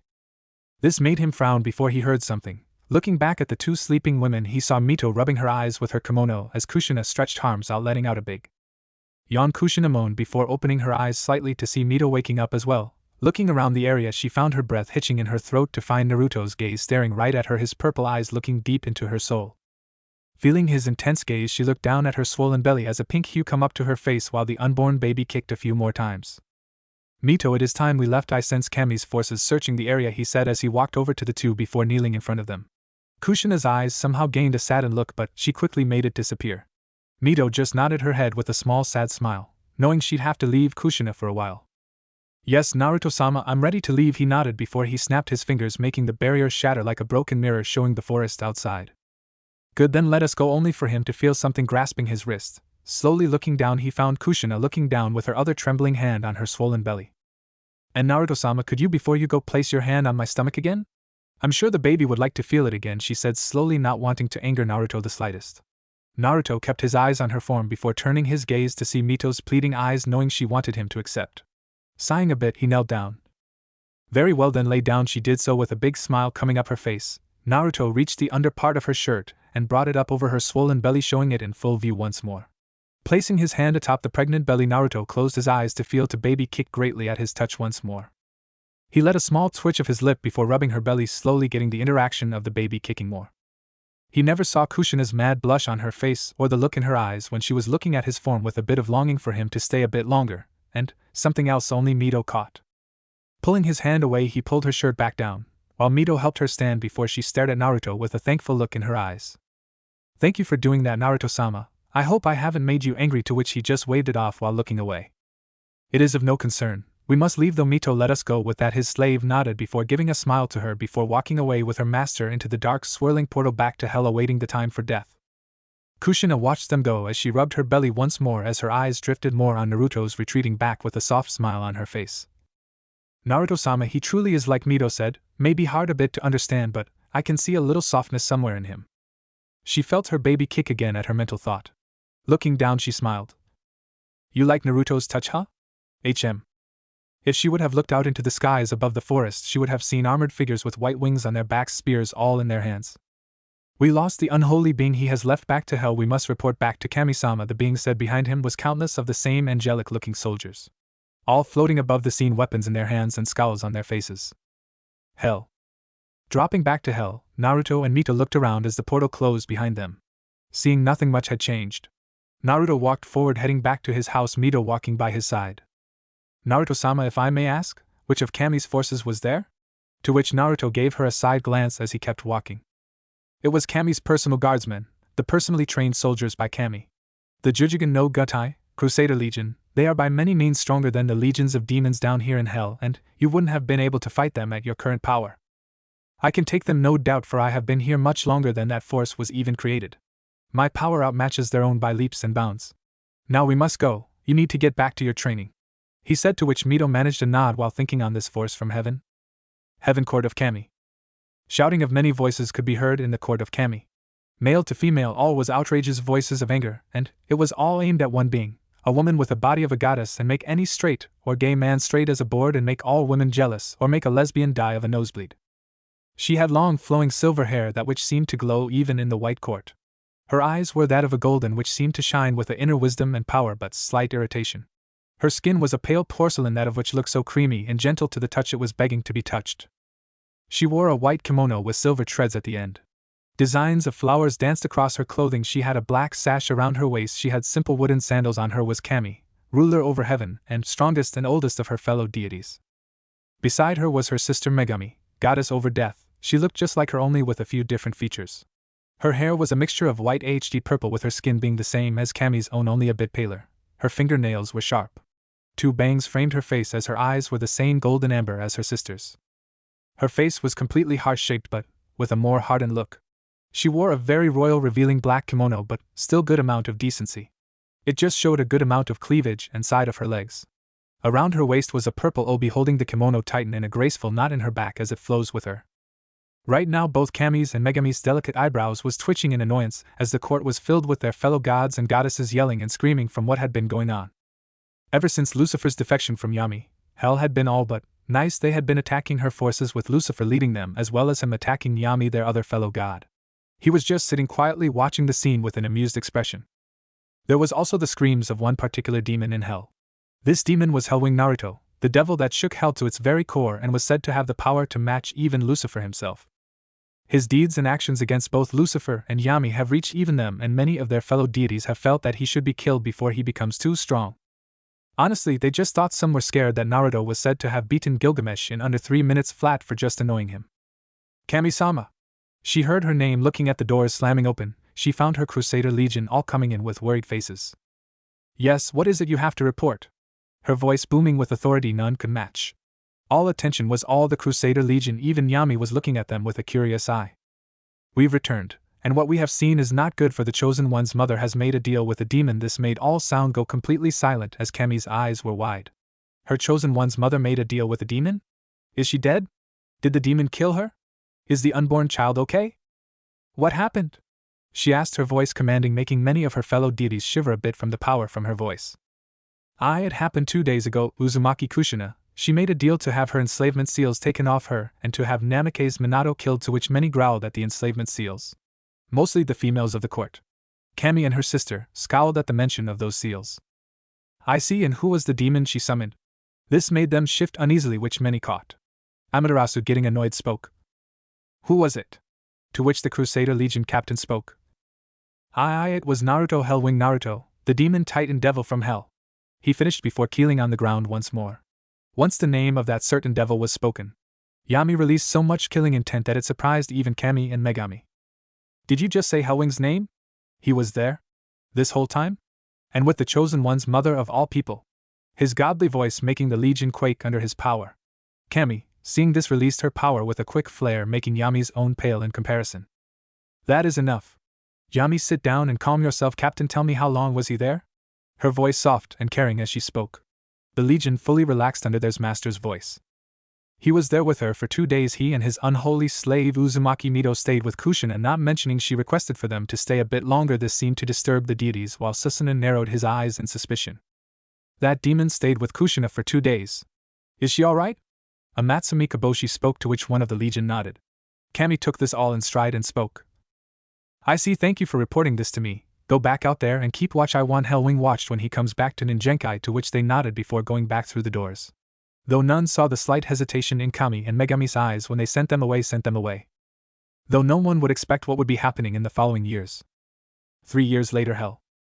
It's been a century since Naruto and Mito were summoned by Kushina, her making a deal with Naruto and him marking her as a slave. After leaving Ninjenkai, Naruto had Mito go back into training, for she needed it just in case the next time they went to Ninjenkai and they were attacked she would be ready. Of course, he paid up the time he lost in hell by pissing off Lucifer when he destroyed 10 of his legions when he returned, showing he was back. Thus made the normal schedule of him killing more of Lucifer's men day by day, while Yami's own forces even helped a few times to help kill him. Only to be destroyed completely and utterly.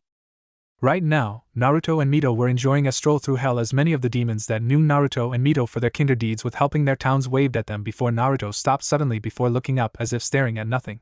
Mito saw this and spoke. Naruto-sama, is something wrong? He just kept looking up before he spoke. It is near. It would seem Kushina isn't as lucky as you were, Mito. Kushina's death is coming. This made her eyes wide in horror. Turning her gaze toward her master, she spoke. What? But wait, her due date is soon. Oh no, she'll die by childbirth. No Uzumaki woman has ever suffered such a fate, for our bodies are too strong from being drained from such a thing. Plus with Kushina's special chakra, this made Naruto nod a bit. I don't know how she would die, for that is only known by the goddess of death Megami and Kami. The only thing I know is that her time is near. Mito slowly turned to him and spoke so quietly many wouldn't hear her, but Naruto did. Naruto-sama, there's something I have to ask of you. Naruto turned to her, giving her his full attention. Yes? She bent her head low, her hair shadowing her eyes. Is there something you can do? Save her, I mean stop Kushina's death, where she could spend some time with her child a week at least. Now Naruto didn't expect this question, but wasn't surprised Mito asked with such nervousness in her voice. But I can't. This made Mito snap her head at him. Can't or won't? Her voice quivering, knowing there was times when Naruto was very cold and showed he was a true devil. Ignoring the barb, Naruto spoke. I can't for 2 reasons, Mito. First of all, on the business side, it would be seen from me for delaying the deal from completion by giving her more time to live. I honestly owe her nothing to do this for her. I must do my part as she does her own. True, this may seem cruel, especially in this type of situation, but this is how deals between demons and humans are. The second reason is that, by ancient law, I can't interfere with her day of death. I am under no circumstance to prevent her death of a human, or else the punishment of such a thing is very high. His tone extremely grave, more so than she's ever seen. Gulping nervously, Mito spoke. What is this punishment? Naruto looked at her and spoke with the most grave tone. She shivered, feeling a cold chill shoot through her spine. Total soul obliteration, he said, since he may be a devil, but he won't lie to his slave. Mito stood there, her eyes widened in terror at what she just heard before she hung her head low, knowing that Naruto wouldn't break such a law to have his soul destroyed. Now let us go, Mito. With that, Naruto opened up a portal before walking in, Mito following in behind him. Hi no Kuni outside the ceiling chamber. Coming out of the portal, Naruto, and Mito came upon a large rock formation with many Konoha shinobi guarding the entrance, walking toward the side of the chamber. Naruto felt Kushina energy inside as well as Kyuubi's chaotic yukai as well. We can't enter, so we shall watch. With that, he gathered yukai into his hand before speaking. Akuma no Yona Majiku, Hyoji Mirror, Demon Magic, Viewing Mirror. With a Naruto swipe his hand a few times, making a small dark mirror appear showing what was happening on the inside. I see, she's already in labor, Mito muttered as Naruto nodded. They watched as Hiruzen had his hand over the seal, keeping Kyuubi under control while his wife Biwako delivered the child. They saw the many umbu guarding the outside and inside of the chamber. Kushina's screams from pushing her child out was heard from within even them. Ayan! She shouted while Biwako could see the crown in view. One more push, Kushina, one more. Hearing this, Kushina with all of her strength pushed, making her unborn daughter come out. Biwako pulled her out. Before cutting the umbilical cord, cleaning and wrapping her up, Biwako showed the sleeping whiskered face of Naruki to Kushina, who smiled greatly upon her daughter. She's so cute, she said, seeing the tuft of blonde with red highlights hair in full view. Mito smiled greatly at seeing Kushina's daughter being born. It always great to see another Uzumaki brought into the world, and especially since there was very few of them left in the world. Naruto himself watched the scene with a small ghost of a smile on his face. It was barely able to be seen, but it was there. That's when he looked to see a masked cloaked figure killing the umbu guard before coming into the chamber. Mito saw him enter and saw how the man killed Biwako before grasping the child. They watched the two argue over something trivial before the masked man threw the baby into the air. Oh no! Mito gasped. Naruto prepared a shadow spell just in case. Naruki! Kushina cried before Hiruzen, despite his old age, got to the baby in time before hearing the man's exclamation. Hope you can get rid of the explosive tags. His eyes widened before pulling off the cover wrapped around Naruki to see active explosive tags. Naruto narrowed his eyes at this before Hiruzen pulled them off in time as they exploded. The cloaked man getting to Kushina before warping away in what Naruto knew as Kamui. Let's go, Mito. Gotta keep an eye out for Kushina till she dies. With that, they both disappeared into the portal following Kushina's signature while Hiruzen's shoe shined out of the chamber. Following the cloaked man, they found him with Kushina chained up by some two split pillars with Kyuubi coming out of her seal. Now Kyuubi, I order you to kill your former container. And to Genjutsu induced to fight back, Akemi shot her claw right at Kushina. Mito gasped before trying to interrupt it, only for Naruto to stop her. Naruto-sama. We can't, just only for him to shake his head as he spoke in a non-nonchalant manner. Still haven't noticed, have you? Blinking, she turned her gaze at him. What are you, only for her eyes to widen when she felt the multiple energies in the sky. Looking up, she saw the Jujigen no Guntai, Crusader Legion, all above them staring them down. Angels, Naruto nodded. Yes, they are here to stop us from interfering. They've been here before we even arrived. While I could defeat them all as they are no match for me, but that is their objective, to delay the both of us. Mito managed a strained nod as she glared at the angels above her. As did the scene unfolded before them all. Mito slumped as she watched Kyuubi about to pierce Kushina, only for her to disappear in a yellow flash. Mito blinked. I didn't know she knew how to use that bastard's jutsu. Naruto just nodded as he watched the cloaked man wave off her disappearance before heading to Konoha Kyuubi, following his lead in her genjutsu crazed state. Yes, it was a modified version meant for a one-time usage. They all watched the scene unfold as Kyuubi was managed to be pushed back via giant summons, as Hiruzen prepared something only Naruto knew. Thus made him narrow his eyes in annoyance, knowing what the man was gonna do. Sarutobi was alone with Kyuubi on the battlefield as he ordered all of his men back, but before he could do anything, chakra-coated chains shot out of the ground, wrapping around Kyuubi's body before slamming it to the ground's snout, and all chained down. Looking in shock, Hiruzen saw Kushina on the ground coughing up blood.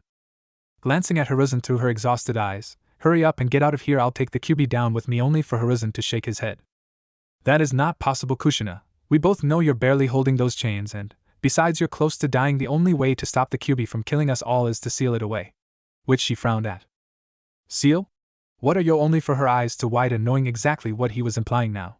Clenching her fists, she stood up despite her exhausted state and yelled. And no, I will not allow you to, only to fall to her knees coughing up more blood. Mito teared up at seeing her sight, while Naruto just turned his gaze at the angels above him and glared, making the group tense. No, not her, I will not allow you, Kushina uttered, blood flowing out of her mouth, her eyes set ablaze in hate, glaring at Hiruzen in defiance, only for the man to shake his head. No, Kushina, only an Uzumaki can hold the Kyuubi at bay, and you're almost dead. This is the only way, he said as he prepared the sealing. I will not allow it, she yelled, releasing the Hashimen Tanku, the 8 celestial chakra gates.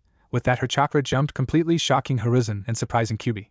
Naruto's own eyes widened a bit while Mito let tears fall, knowing what would happen when she did this. Using the monumental chakra she gained, Kushina pulled the chains down, slamming the Kyuubi into the ground before she started to pull on it, making the Kyuubi drag itself to her where her original seal was located. That's when she felt the drawback of using the gates and felt to her knees. Her aura fading. Kyuubi took this chance and attacked Hiruzen. After summoning the cradle and placing Naruki in it, Hiruzen looked up to see Kyuubi's massive claw coming its way. Kushina, gathering the last bit of strength she had, jumped in front of the attack, getting impaled by Akemi's claw. Mito's eyes widened while Naruto closed his eyes. Hiruzen, seeing Kushina not moving, did the required hand seals, ignoring the baby's cries, and slammed his hands on the ground. Forbidden Fuinjutsu, Shiki Fujin. Dead demon consuming seal. That's when the apparition of Megami appeared in her Shinigami form, as the humans call it nowadays. They all watched it unfold as Hiruzen had Megami seal Kyuubi into the blonde-haired baby and sacrificing his soul to her. Doing this, Megami ripped out Hiruzen's soul from his body and ate it. Seeing Kushina's soul coming out, Naruto took this as his K and appeared right in front of Megami, taking Kushina's soul. Kushina saw Naruto staring her down as her soul started to form and smiled, uttering two words, "Naruto-sama." Naruki-chan. With that, Naruto sealed Kushina's body away. Megami watched this with a smile. "It's good to know that you follow the rules unlike your fellow demons, Hellwing," to which Naruto just gave her a glance and spoke. "True, it's also good to know that you deities can be much more evil than us demons to make her death like this," thus making Megami frown and Mito smirk, knowing her master shut up the deity quite greatly. The captain of the Crusader Legion was frowning at the scene. The Chosen One's mother was in the hands of a demon. Now he had order not to interfere with anything that goes by all ancient laws, but he couldn't let this unholy thing take the Chosen One's mother to hell. "Hellwing! Stop right there!" The captain announced, his men all ready for what their captain was gonna do. Megami gave them a curious side glance while Naruto just spoke his back to them. "HM? What is it?" "I have a deal to keep here," as Mito looked between her master and the scowling Legion captain. "That's the thing, we cannot allow you to take her soul to hell. We shall not let you corrupt her like you've corrupted Uzumaki Mito." This made Mito scowl in annoyance. Now this got Naruto's attention. Did they not know that interfering with a deal between a demon and a human was breaking Kami's laws? And in front of Megami no less? Hee pitiful. "Oh, you think you can stop me?" "Megami, you bore witness to this. They tried to stop the deal, now they shall pay." Which Megami just nodded slowly, knowing they did break one of Kami's laws. Though her eyes were still locked upon Naruto's form as his body was now set aflame by the fires of hell. Mito watched carefully. "This is the first time I've shown you my transformation. Burn this in your mind. This is the power of a devil." And with that, Naruto's whole form was engulfed in the flames of hell circling his form. The Crusader Legion all tense, knowing their target was transforming. They had all heard rumors, stories, and myths about Hellwing's transformation. But what they saw scared them beyond anything. Megami's eyes were wide in shock. The power coming from Naruto was over Lucifer's own, while Mito was in awe, complete and utter awe. For in front of them all was a 7-foot black armored figure. His whole body completely dressed in demonic armor. Spikes jutted out of his shoulders with his purple demonic eyes coming from the black spiked helmet of the demonic-looking knight. His feet now spiked metal boots, his hands now gauntlets, with all of his fingers overshadowed by razor-sharp metal fingers. His 2 10-feet-long black wings spread out wide as they can be showing of what he was. His devilish 5-foot tail shot out of his backbone, spikes running along the back of it with the color being a crimson. Over the whole armor was demonic runes going down all over his metal armor. The flames of hell danced across his armor and the ground he stood upon. His power and Yukai oozed out of him like a leaking dam close to breaking. The Crusader Legion were trembling in pure unadulterated fear and terror. The rumors, the myths and stories did this no justice. This being before them scared them worse than Yami did. "Now pay the price for breaking the rule and annoying me." With that, flames sprouted from Naruto's hand before it took shape. They all watched as the flame took the shape of a 6-foot katana, only the blade being pure black in color with the red demonic crimson runes embedded within the blade. The handle being of pure blood red crimson with the guard taking the shape of a demon's maw wide open. At the end was a small black chain dangling at the end. "Meet Apocalypse, now die." With that, Naruto appeared in the middle of the Crusader Legion faster than Mito or the Legion could see, and before they knew it, 4 of the soldiers were falling to the ground, their wings sliced off along with their heads. Sensing the oncoming enemy, Naruto turned around and slammed his hand in time into the face of an oncoming soldier, and chuckled. "Hee, eat this, Bigiban no Yami wa Furashu." Big bang darkness flash, before a darkness encircled Naruto's hand before the angel's eyes widen in horror. Second later, that angel along with half of that Crusader Legion was obliterated by a wave of condensed darkness. It tore them apart, burning them, disintegrating them all. The clouds were split by the attack. Megami watched this in complete shock. That attack alone would have dealt a serious blow to a deity. Mito watched as her master just obliterated half of Kami's personal forces with one attack. Her eyes were filled in amazement as she burned her master's devil form into her mind forever. It was like looking at the very embodiment of power. His power was full out, and it made her feel like she was in an ocean of yukai. Naruto's power was a literal maelstrom, growing with each passing day. The captain watched horrified at how this unholy being just killed off half of his men. With one attack at that. He had to give the order to retreat lest he lose more men, but a deep burning hatred flared in his eyes when he looked upon Naruto's devil form. As for flames of hell burned around him, making him look like a grim reaper coming for its next victim. His purple eyes glowed murderously when he set his gaze upon them, his no-dachi flames up with the fires of hell. Seeing no other way, retreat. Head back to heaven. In which they did, but Naruto chased down a few, killing a few of them before the rest left through the portal. Seeing them gone, Naruto flew back down to Mito, his appearance making her very light-headed. Megami just eyed him curiously before leaving through a portal when Naruto's demonic gaze cast upon her. Mito, it is time to go, I tire of this place, his voice returning to normal, his form changing back to his normal form. Mito just nodded dumbly, still in shock at seeing her master transform and fight like that. Why yes, Naruto-sama, and with a final glance to Naruki, Mito followed her master through the portal. Though none of them saw the blonde pigtailed Sannin Senju Tsunade come upon Naruki with annoyance and arrogance brimming in her eyes. Hell. Once reaching hell, Naruto pulled out Kushina's soul to see it form into Kushina's form the first time they met her. Then Naruto unsealed her body before he started to do the same ritual he did for Mito.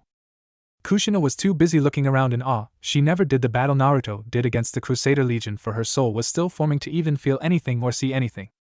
Kushina startled out of her wonderment. She saw her new master looking at her with a giant circle made of blood in front of him, her body on the circle with strange symbols going directly to it. Why yes?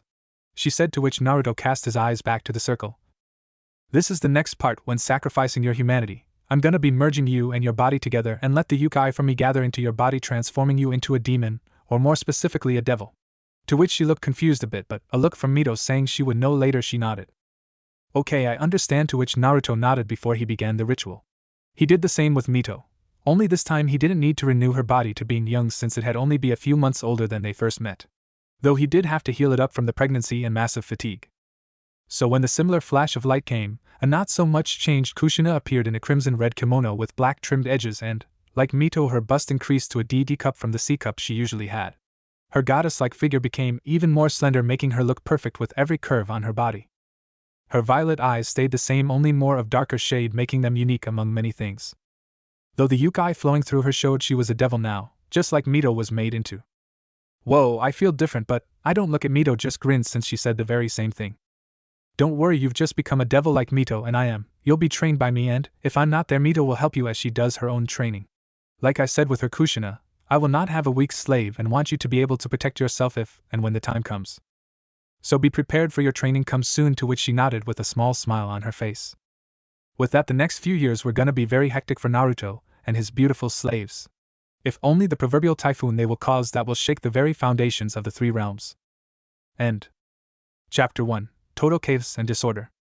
Heaven, Kami's Court.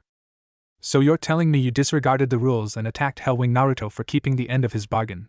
Which you did so brazenly in front of my own sister, resulted half of the Crusader Legion destroyed? Is that what you're telling me here, Captain? Kami said, her words sharp enough to through the hardest of metal and freeze the sun. Her eyes glaring down on the leader of the force, who at the moment was quivering in fright. Megami was on the sidelines watching with a stern expression, as was a few other gods and goddesses. Yes, Kami-sama, was the words from the captain, thinking he hadn't done anything wrong, since he was trying to gain the Chosen One's mother from the unholy grasp of that monster. I see, are you a fool? Her words echoed around the court with enough divine power in each word to shake the court and make the mighty Crusader Legion into a trembling, whimpering mess, and made her fellow deities shiver. Her eyes glowed with an angerful look within, her face set into a scowl at the fools before her. Kamiya-sama? Was the words the scared captain spoke. You defiled my rules, broke them, ignored them, the laws I set even before you were created. And you want retribution for the law you broke? You're a fool. Hellwing had all rights to attack back when you and your legion tried to interrupt the deal. You should know by now, deals made between demons and humans are set in stone. No matter who they are. The ancient rule never to be broken, yet you did, and so carelessly. Her words making the captain and the rest of the legion go into shock. Kami sighed before sitting up straight, her eyes gaining a stony look. She already had reports from what her guardsmen had done, and she couldn't be more infuriated. They had all but broke her laws and attacked Hellwing. With the words from her sister, as well during the time, had all but made her decision she was about to make all the more certain. But Kami-sama, only for him to be silenced when Kami all but smashed him into the ground with just her glare alone. No, but I have decided your punishment. This got many raised eyebrows from other deities, unlike her sister who already knew what she was going to decree. The Legion though felt confusion rise in them. Punishment? Why were they being punished for a deed they thought was justified? What punishment? The captain spoke, regretting his words almost as quickly as he said them. Your punishment is the most high, second to being killed. I will have you and your men stripped of your rank, title, and banished from the castle, where you will serve the rest of your lives in solitude, where you will repent for your actions against me. And to make sure you fools never try this again, I will make an example out of you. Since your punishment is close to heresy, I will treat you as such. Before anyone could understand what she meant, Cammy merely raised her hand, and with a subtle twitch of her finger she caused the clueless captain of the Crusaders to be flung her way by an invisible force before he was seen floating right in front of her. His shock was present, only to be replaced with terror when Cammy's cold, unforgiving orbs pierced through him, as her words seemed to cause every occupant within the room to stiffen. For your disobedience, I will deliver your punishment myself and teach you what happens when you disobey my owl, she said before she slowly stood up to her full height, before she raised her hand before pointing her index finger between the captain's eyes. Slowly white energy coated the tip of her finger before she spoke. Her azure ice-cold orbs bore through the man's own. Please Cammy Sam and no. The man begged and pleaded, but was ignored entirely as she without hesitation stabbed her finger right into his temple, not enough to pierce it, but enough for her energy to burn through his flesh and bone to mark him. Slowly, as she ignored his agonizing screams, she dragged her finger across the man's forehead, creating a scorch line mark across the man's forehead, which she ran down the left side of his face before ending it at his left eye, which she with brutal efficiency plunged her energy-coated finger into his eyes, crushing and burning it away, melting it within his eye socket. Ignoring his screams, Cammy emotionlessly grabbed the captain by his head before effortlessly hurling him into his petrified legion, sending them tumbling to the floor. However, everyone was still stuck in a shocked stupor at what they saw. It was a very rare sight, almost non-existent for Cammy to ever hand and deal out such punishment, and to such a degree. But it also reminded them that to cross Cammy was the last thing any god or goddess ever dared to do for a mantis, or worse. They could only watch as she sat back down in her seat and beckoned the legion out, her tone cold and toneless. Now get out of my sight! Which the shocked legion could only nod their heads down before walking out of the court, their honor gone for disobeying their master, carrying their unconscious captain to seek out medical help for his injury. After they left, the other deities followed, as they too were a bit shaken by Cammy's action, leaving only Megami and Cammy in the court. Once the door finally shut, Cammy's face broke out into a sigh with a frown adorning her face. Megami saw her sister's situation and spoke. Something wrong, Cammy-chan? Her words softer with only her and her sister alone. Cammy just looked up and smiled despite the annoyance in her eyes. No, well, not really, it's just Hellwing. Something about him is just so interesting. And I guess when those fools dared to break my law and assault him even causes me to get angrier than usual, she said with as her frown turned into a small wistful smile at the mention of that certain devil. Megami only nodded with a smile of her own as she remembered the devil she saw up close just mere moments ago. To feel the brunt of his power and see his transformation before her very eyes was something she wouldn't forget for a long time, nor would she try to. After all, the devil was a subject of immense interest between her and Cammy. Ah yes, well, all I can really say is that he's a strange one, especially after all the times we've watched him, her face adorning a small smile as well. Cammy just nodded, remembering the time she and her sister watched the strange yet very powerful devil rise in fam in hell. The deities knew she and Megami had watched the devil and had questioned her, and some had just plain thought it was a bit disturbing she and her sister were so interested in the unholy being. Yet they dared to never question them, leaving the two goddesses to their actions. But watching over him over the years, the two women had strangely developed an immense interest in the devil, to the point one would question if it was admiration, affection, or plain, outright love for the devil. They never dwelled on such things, nor did they dare to, but the pegging of such a thing for the two to ever love the devil, the very being who opposes all of heaven, was ludicrous, crazy, insane. And yet they couldn't deny they felt something for the devil. Their feelings for him were strange at best and could only be described at best that they held interest in him and kept an eye on him to watch as he grew into the devil he was today. Though I've got the strangest feeling something big is gonna happen, something catastrophic, her words making Megami frown. Who knows the future is always changing, my dear sister. Cammy nodded at her sister's words, but couldn't help but feel something big was gonna happen. And it would shake the three realms immensely. If only the two knew this change would alter their lives forevermore. 60 years later, hell. It's been a small yet very long 60 years in hell, and many things have happened since Naruto brought Kushina in as his slave and made her into a devil. One thing was that Naruto wasn't kidding when he said he would be training her in her demonic powers for the next day. When they arrived, he had pushed her through the same training regimen he did to Mito. He made her do everything to get stronger, just as he did for Mito. And to Naruto's secret approval, she pulled through every challenge he sent at her with fervor to get stronger and prove herself to her master. The one that saved her from her nightmare and gave her a new life away from Ninjenkai. Kushina, to Naruto's standards was almost up to par with Mito. It would seem Kushina was much more in tune with training and sparring with either him or Mito made her power jump by leaps and bounds. Mito, though, didn't slack up a bit. If anything, she trained even harder than ever before. Maybe it was because she had someone to train with. Someone that she could actually challenge without being beaten into the ground each time? Or maybe it was something else. Who knows? Only that Naruto knew the two, for the lack of the better word, were the perfect team. Mito, the long-range fighter, as Kushina herself was a close-range fighter. Both worked out their weaknesses and made them their strong points, so their teamwork was most amazing. Hell, when they both fought together against Naruto himself, they were at least able to injure him in their devil forms, going all out, while also making him actually put some effort to fight back. They were at the strength together of a second-level high demon, just under the level of a king, then a titan. Now when he gives them the time to gain experience with fighting other demons, their power and skill grow even more amazing. He himself was strong, yes, very strong, but over the last 60 years since his massacre of the Crusader Legion in front of Mito and Megami has made something within him crack, making his power jump each passing day. He didn't know what it was, but did welcome it with open arms, since he knew he was stronger than Lucifer, that he had no doubt in. But why was Lucifer still alive? Simple, Naruto wanted him alive.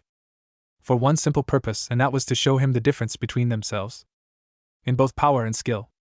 Kushina at one point, as did Mito, once meet Lucifer when the devil had come to battle Naruto once more, and saw how amusing it was in Naruto's eyes, as the last time they first fought they were on equal footing. But on that one fight Naruto was toying with the devil, making it look equal. But it was a fake that Naruto had kept up for years since his return with Kushina and Mito. It served its purpose, as it kept Lucifer fueling and how he wanted to get stronger to kill his former student. The fool he is and always will be. Though word did reach Hell about the Crusader Legion's punishment, and of how they were stripped of their rank before thrown into solitude for disobeying Kami's rule and law. Naruto chuckled when he heard it. It was fitting, really, and amusing as well to see how the fools paid the price for their actions. Although if it was him, he'd skin them alive before throwing them into the pits of hell, where they would be tortured for all eternity. Kushina hadn't changed much in appearance since her time in hell, but her attire was more tight-fitting than the loose kimono her friend Mito wore. For Kushina wore a crimson kimono along her body, hugging her hourglass figure perfectly, as a black toby was wrapped around her waist, which held her maroon-colored katan through her toby as hoister. Black swirls adorned her kimono, while the bunga of her hair were held up by a yellow hair clip. The uzumaki insignia was etched into the back of her kimono's fabric. Overall, she looked deadly, one very deadly devil empress. Hell, many mistook her for the twin sister of Mito for their looks, but different tastes in combat. At the moment we could find both Kushina and Mito kneeling on the ground, panting. Their eyes were glistening in exhaustion, yet pride at their latest achievement. For in front of them was Naruto, standing in front of them, his arms crossed with a giant gash across his chest. His own eyes showing signs of approval as well. Good job, you two, you've injured me to this extent, only for Mito to point out her own answer with a smile on her face. True, but that's nowhere near to truly injure you, but I do see the improvement we're making. Naruto just shook his head at Mito's words. True, they did injure him, but the gash already started stitching back together, closing up the wound, leaving in seconds not a single blood stain. Though to even hurt him was something, for it was impossible to do due to his remarkable regeneration. Alright, that's enough for today, go rest, you'll need it for tomorrow's training. Which they both nodded at. Though when Naruto cast his gaze from Mito to Kushina, he saw something in her eyes that made him frown. It was sadness. Hell Street of Helma. Walking along the streets of Helma, the village of demons of all kinds, was Naruto, his slaves on both his sides. Demons all parted way from them, or those that knew of Naruto's reputation steered clear. However, it was the children that gazed upon the devil in awe and reverence. It was like the stories they heard was true from their parents. The legendary devil was as their parents told them about was. The hair, the face, the clothes, everything about him was true. Naruto walked through the street, his face indifferent as ever. The reason for their visit to this city was for a means, as he got word that a demon titan was causing havoc in the town and was murdering innocent demons and children. But honestly, he didn't care about that. What he did care about was that the fool was using his name as a leverage. He heard rumors the demon was his underling, and used that as a way to get away with things he did. He didn't like that, he did not like that at all. If there was another thing Naruto hated with a passion, it was those that used their name or fame to get away with other things. But this demon was using his name to do acts like this. That he would not allow. Hey mister. Hearing the words, Naruto looked over his shoulder to see 3 kids with 2 adult demons. All of them were, from what he could tell, the Inu demon. Very powerful demons that could be powerful in their own right, or peaceful beings that wanted nothing to do with violence. Raising an eyebrow, he spoke, "Yes, child?" His words cold and indifferent. Mito and Kushina looked on at the sight with curious eyes. It was rare for people to speak to their master, and especially children, since some were either scared of him from stories they were told, or the deeds known throughout hell was told to them made them too awed at his sight to even speak with him. Are you with that BB big meanie?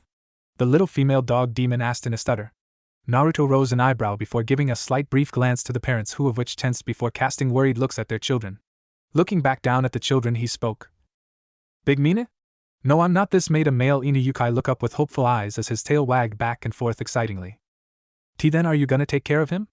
I mean beat him up and take him away from here. He's caused us so much pain. Which Naruto just looked at the little child before turning his head back in its original direction.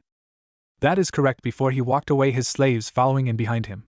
He never saw the wide and hopeful eyes of all the Inu demons along with those that heard the conversation. With Naruto, he had only been a few minutes until they got to their designated spot. It was a pub basically, where he and his slaves could already feel the yukai within, so with a slight knock, the door was slammed off its hinges and into the wall, silencing all the actions that just went on in the pub. All eyes were on Naruto, with Kushina and Mito behind him looking upon the wide-eyed demons in cold indifference. Naruto took a step forward and spoke. Now which one of you is named Garrosh? He said, and just as quickly as those words left his mouth, all pointed at a demon that just ran out the door. Twitching, Naruto sighed, rubbing his temples. Pathetic fool, he said before all three vanished like the wind, only to appear in front of a demon that halted right in its steps. Its big hulking body froze in mid-step, its red eyes wide in terror as Naruto appeared in front of him with a sinister look in his purple eyes. They were all on the streets of the Helm, with villagers alike looking upon the scene with fear of what was gonna happen. The demon was named Garrosh Hellscream, who in general was a blood-red-skinned fell orc which dwarfed the size of other regular orcs. This was another demon titan that was known for his brute strength and abilities to rupture and upheave the very ground of hell, earning him a fierce reputation as a demonic killing machine.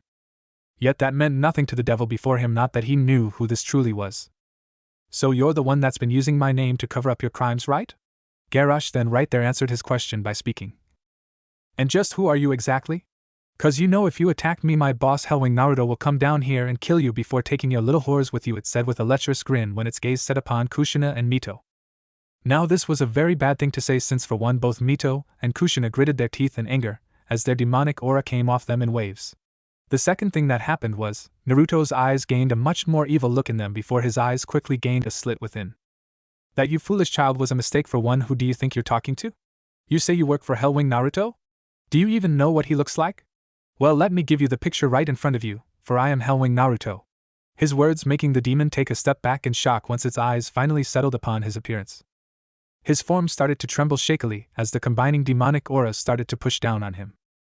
Taking a step forward, Naruto spoke once more as his eyes flared purple as his form flashed in demonic aura. And insulting my slaves was your second and worst mistake you'll ever make again. With that, Naruto descended upon the demon, laying down a beating so horrible that many demons that watched flinched and closed their eyes as the horrible screams from Garrosh echoed all across the village as his blood painted the walls and flew into the air. Crushing his tusks and jamming one through his chest, he sent the orc through several buildings before sending him into the ground, causing it to crater beneath the behemoth of an orc.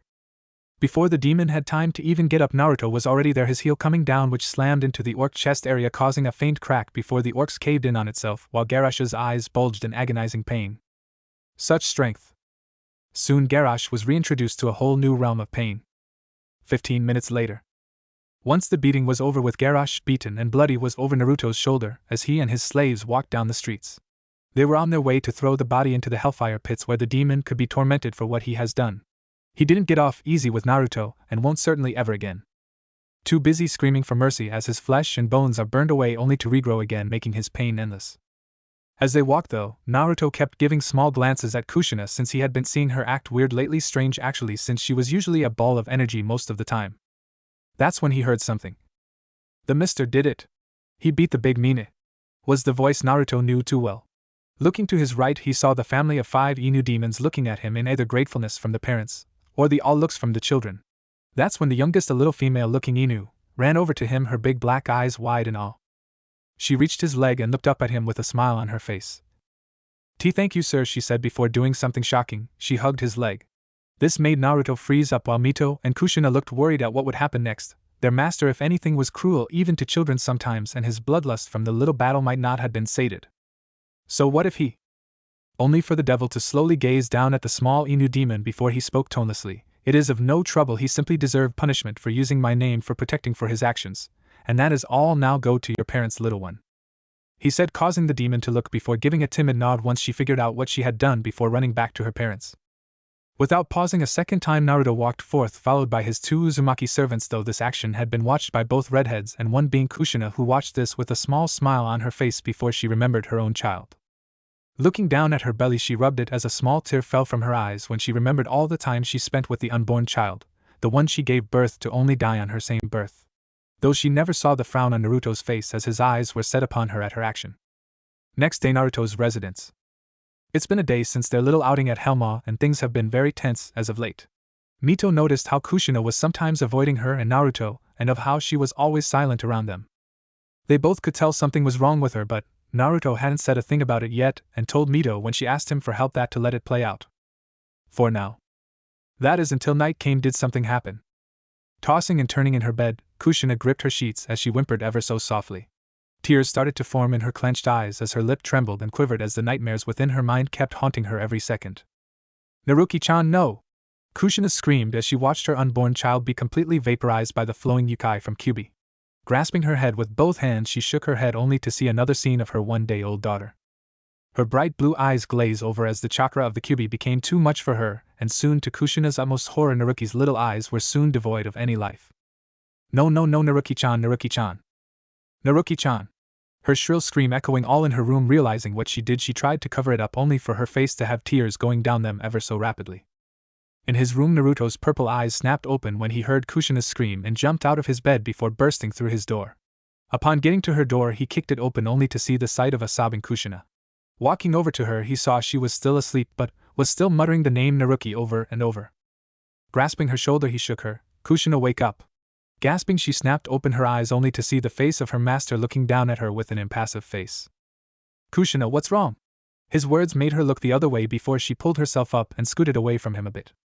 "And nothing, Naruto-sama," though her horrified face said otherwise. Seeing he wouldn't get anywhere with his usual way of speaking, he spoke a bit more gently but still firmly while grasping her shoulder. "Kushina, tell me what's wrong."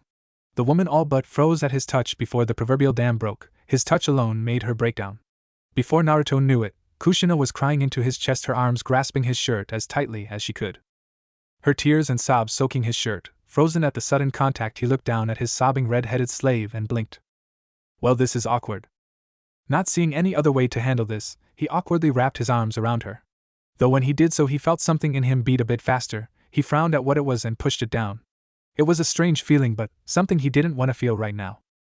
That's when he heard the door open. Glancing, he saw Mito walk in and saw her questioning gaze. Shrugging, she walked over and sat on the other side of Kushina and started to pat her back gently. Rubbing her back tenderly, she spoke, "Kushi-chan, what's wrong?" Only for her to keep crying into Naruto's chest. Seeing she wouldn't be talking for a bit, they all sat there waiting for her to calm down. It took a few minutes, but slowly and assuredly Kushina slowly got control of herself. Yet she was still in Naruto's arms. Pulling away a bit, she wiped her eyes from her red puffy eyes. "I'm sorry for that." Mito just rubbed her back as Naruto kept looking at her with a questioning gaze. "It is of no trouble, Kushina. Now tell me what is wrong." Knowing she couldn't get out of this, she sighed. "It's just I miss her. I miss my baby Naruto-sama, my daughter, my muse, my Naruki-chan. Every time I go to sleep I have nightmares of her little baby form dead in so many ways. They won't quit haunting me and it's starting to tear me apart." She finished before closing her eyes to hide the tears. Mito just looked at her with a sad look in her eyes. Naruto himself frowned before sighing in a bit of irritation. "I see, I was afraid of this. Well, you see, Kushina, the reason you're like this is because you didn't live a full life. Unlike Mito here, who lived a good century and 20 years. You died a young life as a newly first mother, a way that is quite possibly the worst way to die. So it's no surprise you're being haunted by visions from your previous life," he said, looking at Kushina with curious eye. "It also makes it a bit worse that you have these dreams since you feel you have no one you truly believe will help her.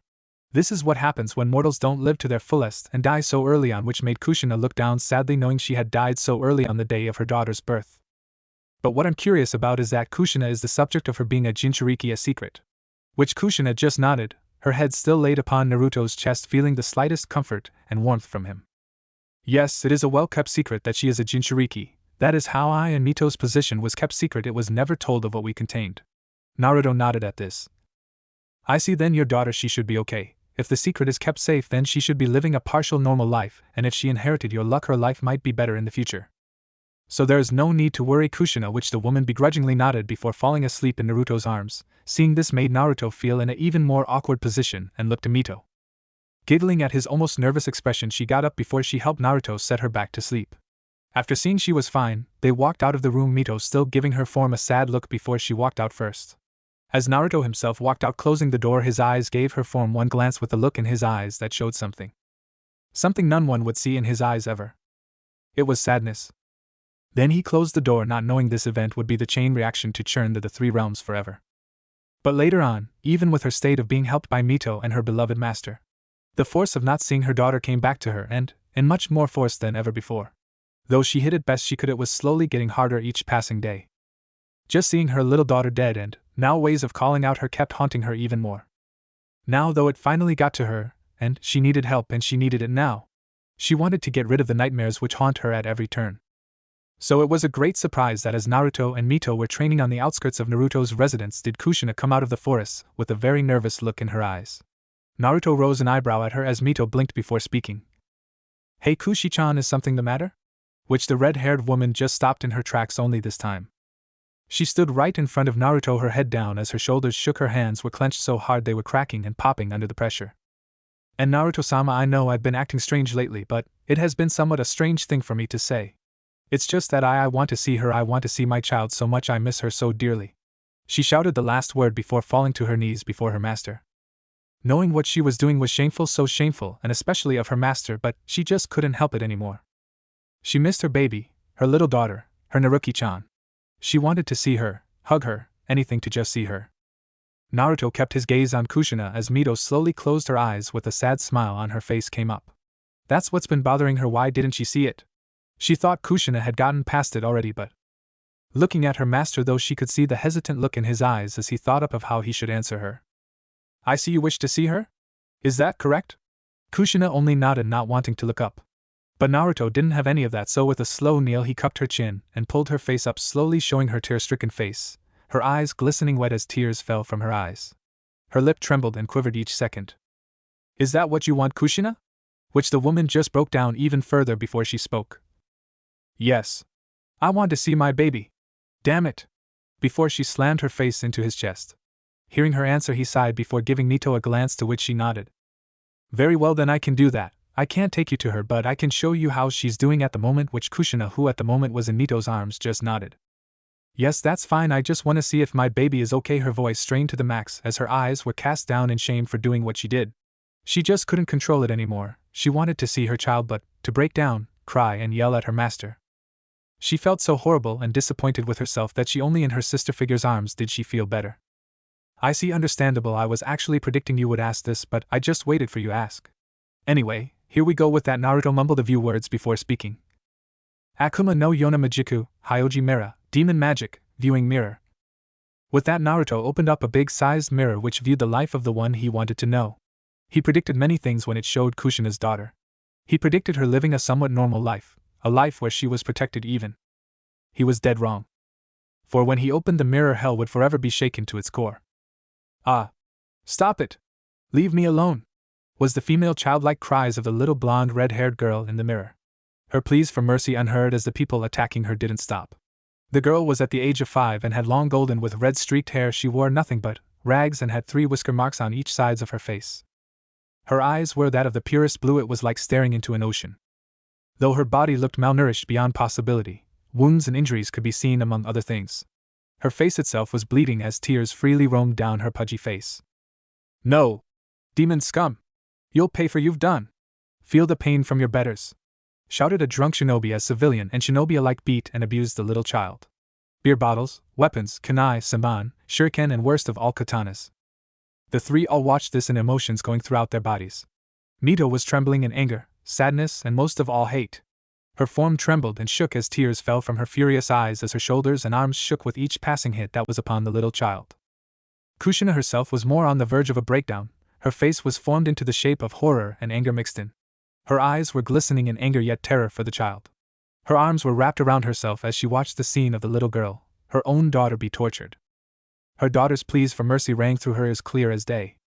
She felt so horrible she wasn't there to help her, keep her safe like a mother should, and tell her it was okay. By Kami, I'm the worst mother. Naruto himself, though, was acting strange. His eyes were full on the scene with a strange look in his eyes as his right hand trembled and twitched every so often. His mouth twitched a bit like he was about to growl or snarl something bad. He slowly, ever so slowly raised his right hand and looked between it and the child in the mirror. Kushina, isn't the secret of being a Jinchuriki supposed to be kept secret? Which he got his answer from Kushina when she all but nodded. Then what the hell am I seeing? His words so cold that it made the two involuntarily shiver. With that he looked at his right hand once more. The hand that touched Kushina's swollen, pregnant belly. The same one that felt the many excited kicks from the unborn child. The same one that rubbed and played the little touch and kick game the child acted. He looked upon the child once more to see her tears pouring from her eyes, her pleas of mercy, her cries of pain, her yells of anguish. With that, Naruto's right hand quickly clenched as he looked up at the red sky of hell and spoke. Do you see it now, Kami? Are you that blind or ignorant of your creations? Your precious mortals, look at what they are doing to their savior. They are torturing her, a child, an innocent soul with not a touch of sin in her body. If you won't do something about this, he said as his eyes glowed purple as the ground beneath his cracked and shook. Kushina and Mito looked upon him in confusion as his yukai energy was rising. And fast. Somebody help me. Please! Was the final pleas from Naruki. The choked back sobs of Mito, the cries and mutters of Kushina finally set him off. Like a damn bomb. His eyes then gained an even more sinister glow before his mouth formed into a demonic snarl as his body just flashed with his rising energies. Then I will. For those pathetic fools do not deserve such a gift. Within Naruto broke. An ancient feeling of power rose up into Naruto. His eyes glowed and flashed purple, showing no sign of pupils before the thin sign of a demonic slit for a pupil formed in his eyes. His body erupted in just pure black yukai with purple streaks here and there, his body hidden from sight, and those of his two worried slaves. All across hell, many could feel the massive yukai energy build up, for it was just too gigantic to ignore. The sudden explosion of pure black and purple streaked yukai which erupted into the skies of hell itself could be seen by all of hell. The massive ball of yukai which got bigger and bigger by each second made a few so uneasy they would lose control of their bladders or just die from the sudden expulsion of such yukai. The ground shook, the mountains trembled and crumbled, the sea of blood itself boiled, the sky itself looked as if it was about to shatter all on them. That's when all that yukai, all that power that was just so unimaginable, just condensed, making the ball of energy shrink further and further as the wild and chaotic demonic energy now did something even more terrifying. It got stronger, passing the demonic titans themselves in power. It towered over all in hell, making many just feel like an insect in comparison. That's when many saw it. A giant shadow loomed all over hell, the source of it being exactly where the explosion occurred. Only when its form shifted and showed its true appearance did many freeze in petrifying terror. For in front of them all was a crimsonite apparition, it being passing the red sky itself looming over hell. It could be seen that the apparition was demonic in nature. No, demonic isn't the right word. What is the right word is hellish, nightmaringly terrifying. It had a maw filled with glowing purple giant razor-sharp teeth which seemed to look as if it could tear through the hardest of divine metal. Curved horns stuck out of its head going past its forehead in a curved pattern. The wings of this thing were massive, they all but overshadowed hell, the sea of blood, even the mountains themselves. But the eyes, oh Kami, the eyes, it was like staring into the eyes of a wrathful god. The avatar of death looked to be just within those very eyes. They glowed crimson yet was so full of bloodlust and vengeance that it made many want to actually pray to Kami herself for forgiveness. Deep within a castle, Lucifer himself sensed a very powerful, even godlike energy explosion. Looking out, he saw the one thing that made him scowl. "This is your doing, isn't Hellwing?" he said, spitting out the name like it was pure venom. That's when he heard the sound of someone walking from behind him. So this is Naruto's power, Lucifer? You never told me he was this powerful, was the seductive voice of Lilith. Her purple-skinned body imperfect as her seductive smile that could make any mortal man just bow before her. Her eyes glistened in excitement yet curiosity, as her set upon the apparition that which loomed over the castle itself. Grunting, Lucifer spoke. "He's been hiding this from me all this time. All our battles, all our fights, he's held back against me. How dare he!" He yelled as his own demonic energy blasted from him. Lilith herself just stayed where she was as her eyes danced with amusement at Lucifer's outrage. Though her eyes did shift once more to the apparition, and she licked her lips as her body trembled and shivered in excitement. I wonder how our first meeting will be, Hellwing. Explosion sight. Kushina and Mito both looked on at the apparition that appeared in the sky with something akin to fear yet amazement as they beheld the sight before them.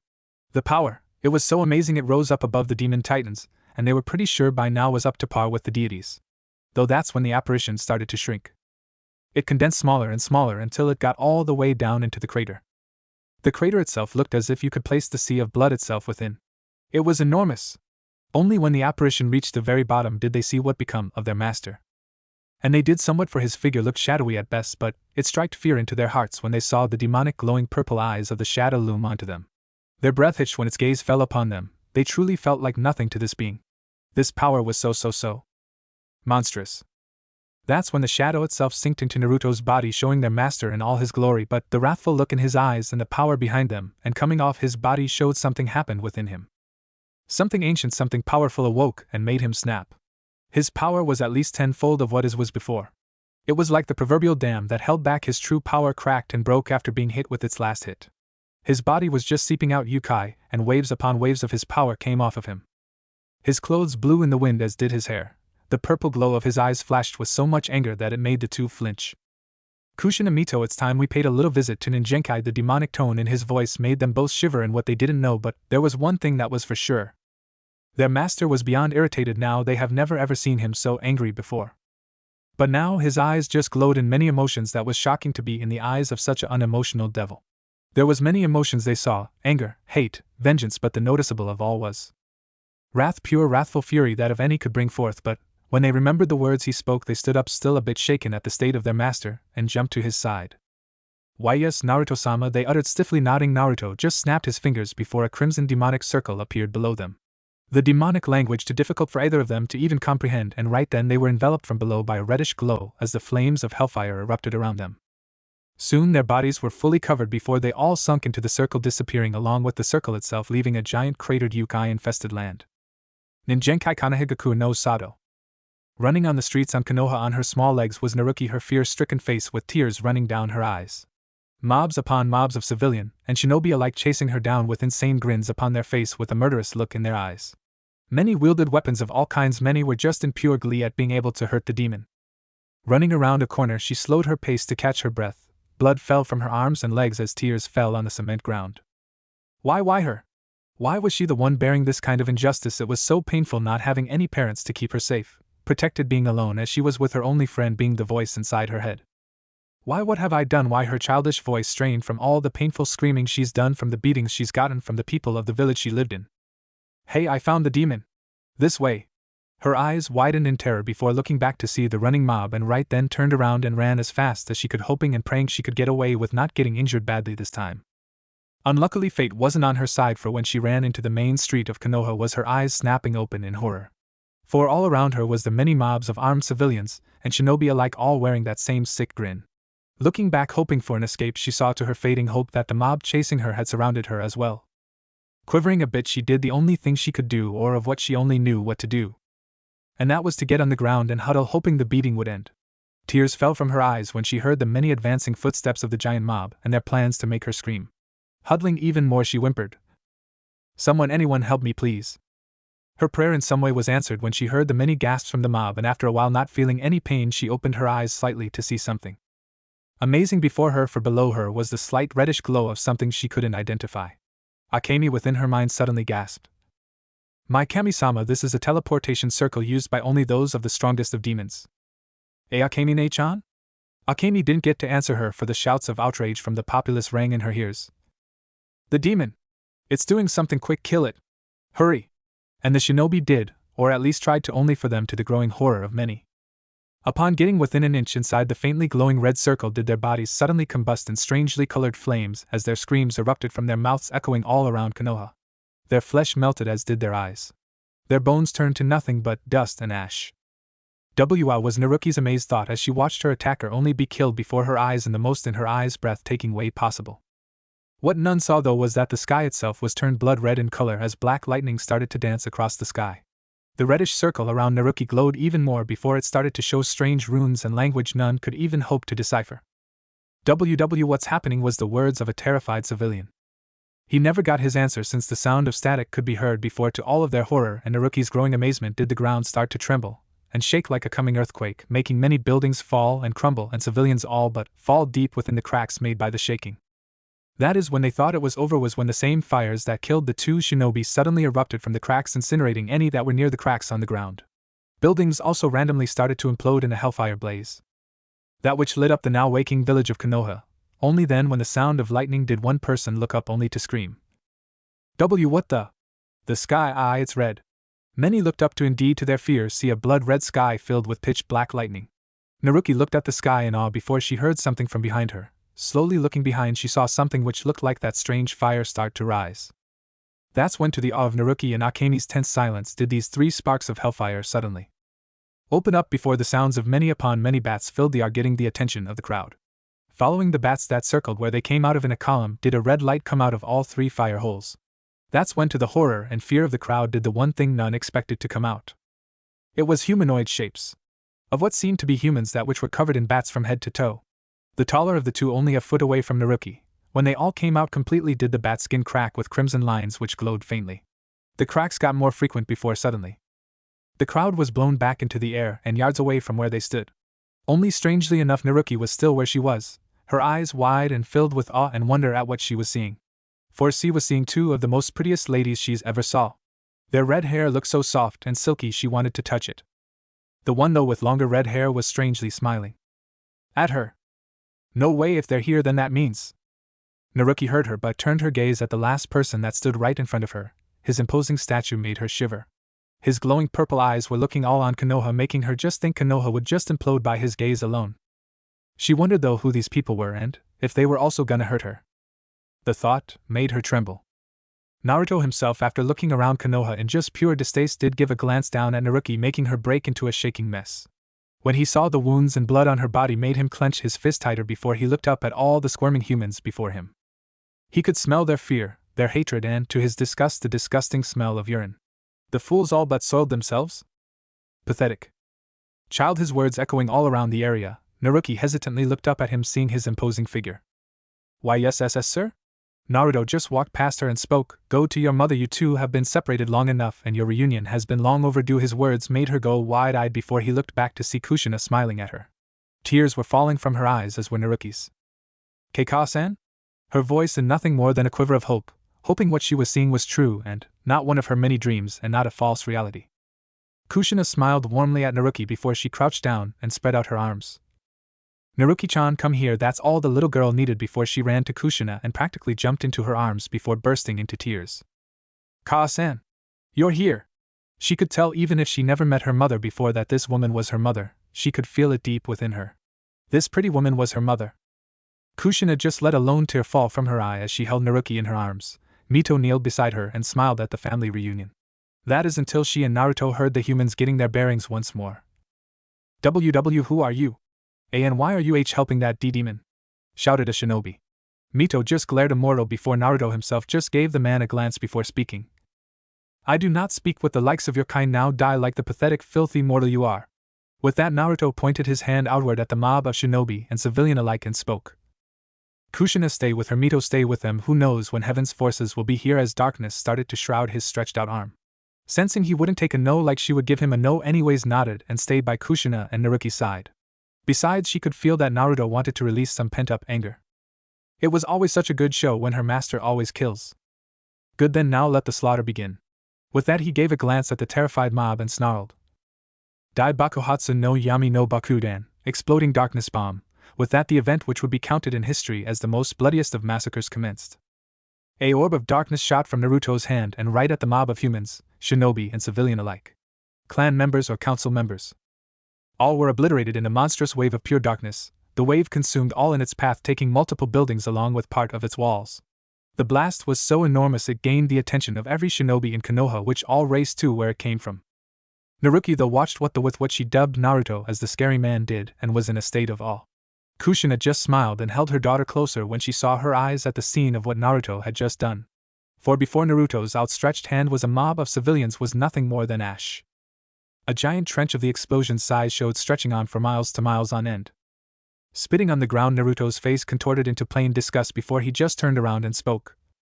Quick, you're hiding, and come on out, you pathetic ninja. And so with that, all around Naruto did multiple shadows of shinobi pop out, many jounin and umbu. The numbers were quite many, but to him, it wasn't even a warm-up. Taking a step forward, he spoke as his demonic aura flared from all around him, cracking the ground and shattering the building walls around him. Let this be put into the history books. Let all of Ninjenkai and heaven itself know that Konohagakure no Sato has its first ever massacre. With that, Naruto all but jumped at the shocked shinobi. They never saw what came next. Grasping one shinobi's head, he let out a snarl before snapping it. His snarl turned into a cruel cold smirk when he saw the terror-widened eyes. He looked at the charging shinobi and grunted. Twisting the head even more, he ripped it off, spraying blood like a fountain all over the approaching shinobi before he planted the disembodied head into a sneaking from behind him shinobi into the face. Shattering his mask and practically with just force alone fused the head into the other's cracking and shattering skulls.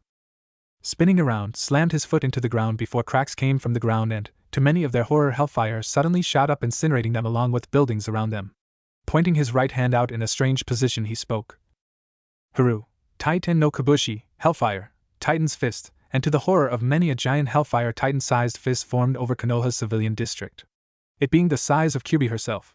Once it touched the ground, half of Konoha's village was destroyed by a massive explosion of hellfire. The ball of flame evaporated and destroyed all it touched. None were spared, children, civilian or shinobi.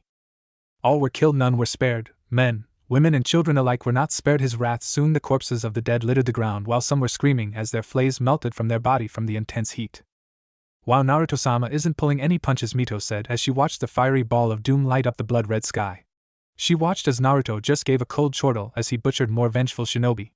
Kushina just nodded as Naruki kept her gaze on Naruto's form in what seemed like some kind of remembrance of some sort. His cloak billowing in the wind and smoke, Naruto's glowing malevolent eyes cut through the smoke of fire and sulfur like butter. Around him were multiple mutilated bodies of shinobi dead in their own way. The sound of dripping was heard, for upon Naruto's outstretched hand was a dead body of a Uchiha hanging off his arm. His hand shot through his skull. Waving his arm, he slid off the Uchiha before looking to his right. Another force of shinobi, foolish. With that he faced his to the right and spoke. Akuma Majiku, Jigaku no Kakakushu, demon magic, skeletal hands of hell, and before the awe and amazement of the uzumakis behind him did a rupture upon the ground crack open. Right then a group of shinobi appeared above it. Naruto smirked as he watched their faces form from hate and anger to horror and fear as skeletal hands coated in flames of hell shot out, pulled them down, formed the air and into the rupture. Ah! The fire, ah! Oh sweet Kami, the pain! Ah! What are these things? Wait, no! The last one silenced via by the bone hand crushing his skull in. Naruto just smirked cruelly and relished in the sounds of the humans' scream and pleas of mercy as their flesh and bones burned and turned to ash by the fires of hell. He watched them be pulled into the rupture with satisfaction in his eyes.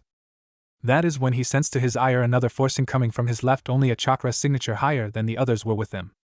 Bursting out of the streets were shinobi upon shinobi, leading them were Umbu of the highest level, and before them were the shinobi clan heads of Konoha. Finally was the one that made Mito have a twitch in the eyebrow. It was Senju Tsunade, granddaughter of Tobirama Senju and Go-Dame Hokage of Konohagakure.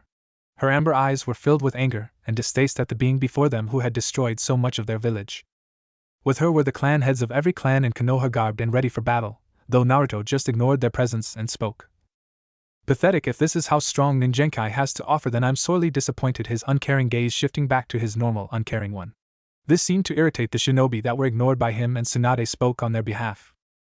Who are you? And why have you done this? Which Naruto just gave her a glance, but it was enough to send her into hysterics when his purple demonic eyes set its gaze upon her. Soon an overwhelming feeling of pure demonic energy washed over her, making her shiver in petrifying terror. Snarling at how pathetic the woman was, he turned around, raised his hand up into the air. Pathetic mortals witnessed the very bringer of your home's slaughter before looking over his shoulder, showing his glowing slitted eye. Before anyone could say anything or utter a single word, Naruto spoke. Haru, Buraijinguri Yusei Shawa, Hellfire, Blazing Meteor Shower. Right then all watched as the loud rumbling sound could be heard. Looking around, they suddenly looked up to see, to the Konoha shinobi's horror and Tsunade's terror, hellfire engulfed meteors coming down on them, they being the size of medium-sized buildings. Grinning at their terror, he walked back to Mito and Kushina as Naruki was still being held in Kushina's arms, but her eyes were glued upon the sky in pure awe. Watch, Konoha shall burn, let this be a sign for all of Ninjenkai. His demonic words made Naruki snap out of her stupor and look up at Naruto's form, but when she did, she never felt a pang of hurt come to her head before a flash blinded her vision. What she saw was Naruto kneeling over Kushina, his hand rubbing over her stomach. His purple eyes shined in a somewhat amused light. She looked upon him, memorizing his eyes and face before the light dissipated, before showing she was back where she was before, in the arms of her revealed mother. When she looked back up at Naruto, who at the moment was watching in great pleasure of the mortals before him scream and yell in fear, Mito walked up beside him and spoke with her eyes glaring at Tsunade. Naruto-sama, allow me to handle these fools. He just gave her a glance and nodded before disappeared in nothing but a blur. Appearing in front of the shinobi, she slammed her foot into the ground, shaking the area while making a few shinobi stumble, but it did get the attention of all of them. Though when they saw her many went gobsmacked or in Tsunade's case into complete shock. And Mito-sama? Her voice showing shock yet awe for seeing the legendary woman herself. Mito just cast a glance to Tsunade before sneering. Don't Mito-sama me send you. I can already guess what you've done, Tsunade, as your time as Hokage, and to do such things to Naruki you're as low as your pathetic family. Her words full of venom since she could tell that Tsunade had done something to reveal Naruki was the Jinchuriki of the Kyubi no Kitsune, which led to her being abused and hated. Tsunade flinched at her words and tried to speak only to be silenced via Mito appearing in front of her, with her being held in the air by Mito's hand wrapped around her neck in a steel-like grip. Her feet dangled off the ground as she tried to desperately lessen the grip, only for Mito to grip tighter. Now Senju watched Master's work on your pitiful village, watch as your foolish family's creation is reduced to nothing more than a smoldering crater. With that she turned Tsunade in the direction of the blazing meteors and made her watch in horror as the flaming rocks came upon impact with the ground. Boom! Konoha lit up like a Christmas tree as multiple spheres of hellfire sprouted all and Konoha destroyed it, and killing all in its wake. Screams could be heard as civilians and shinobi alike ran around, their bodies lit on fire with them too falling on the ground, leaving nothing behind but ash. Buildings were nothing but dust in the wind, leaving nothing but smoldering dirt.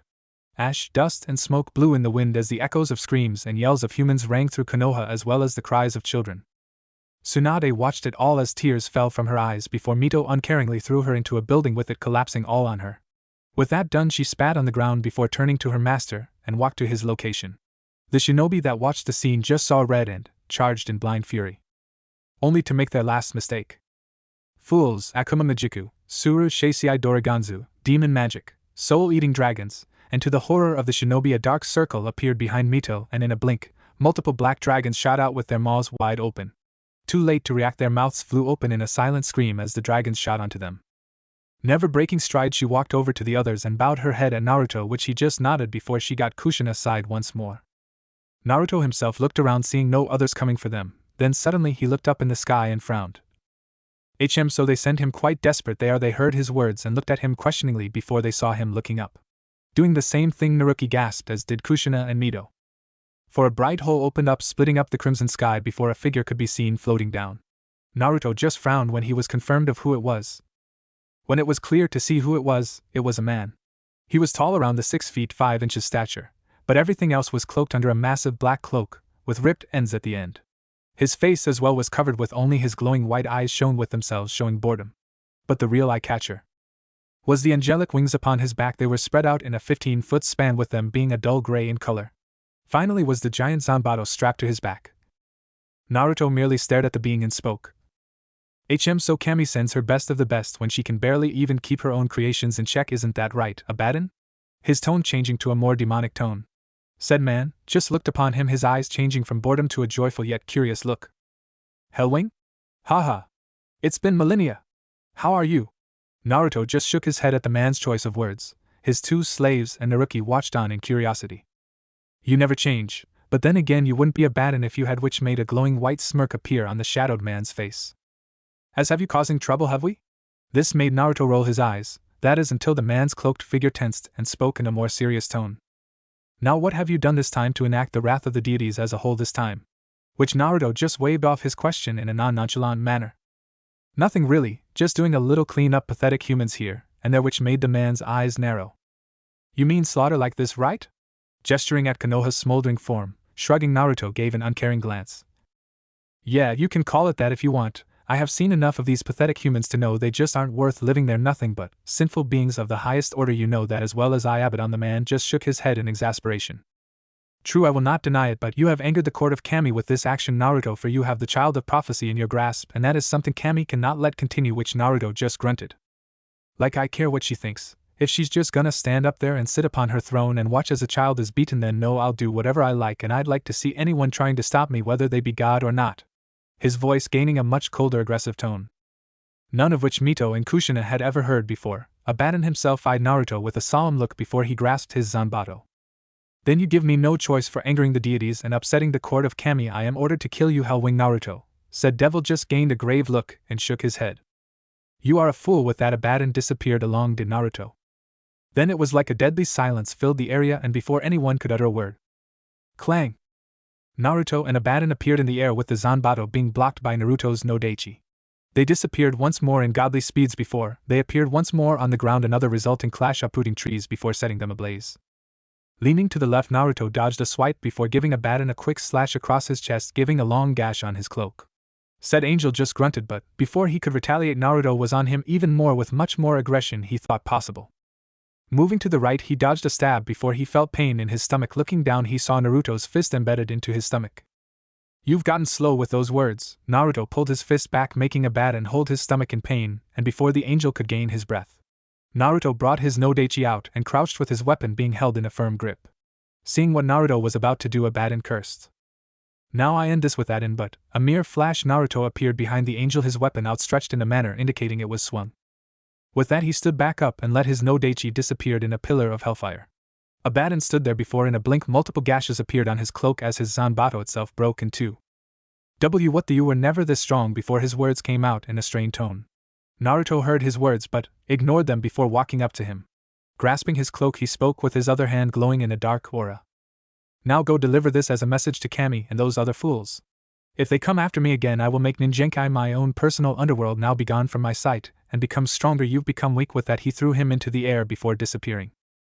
Before reappearing in front of Abaddon's suspended body spinning around, he delivered a bone-breaking kick to his ribs. Hearing an audible crack and grunt of pain from him, the angel was sent flying through the air and into the high no Kuni forests, passing through trees at speeds none could possibly comprehend. Seeing him out of the way, Naruto vanished and appeared in front of the three Uzumakis and grunted.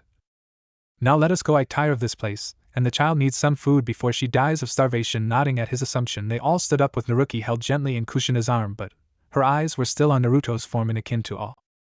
Mito looked at her master and still remembered how he talked with the angel in a somewhat friendly manner, thus made her very curious.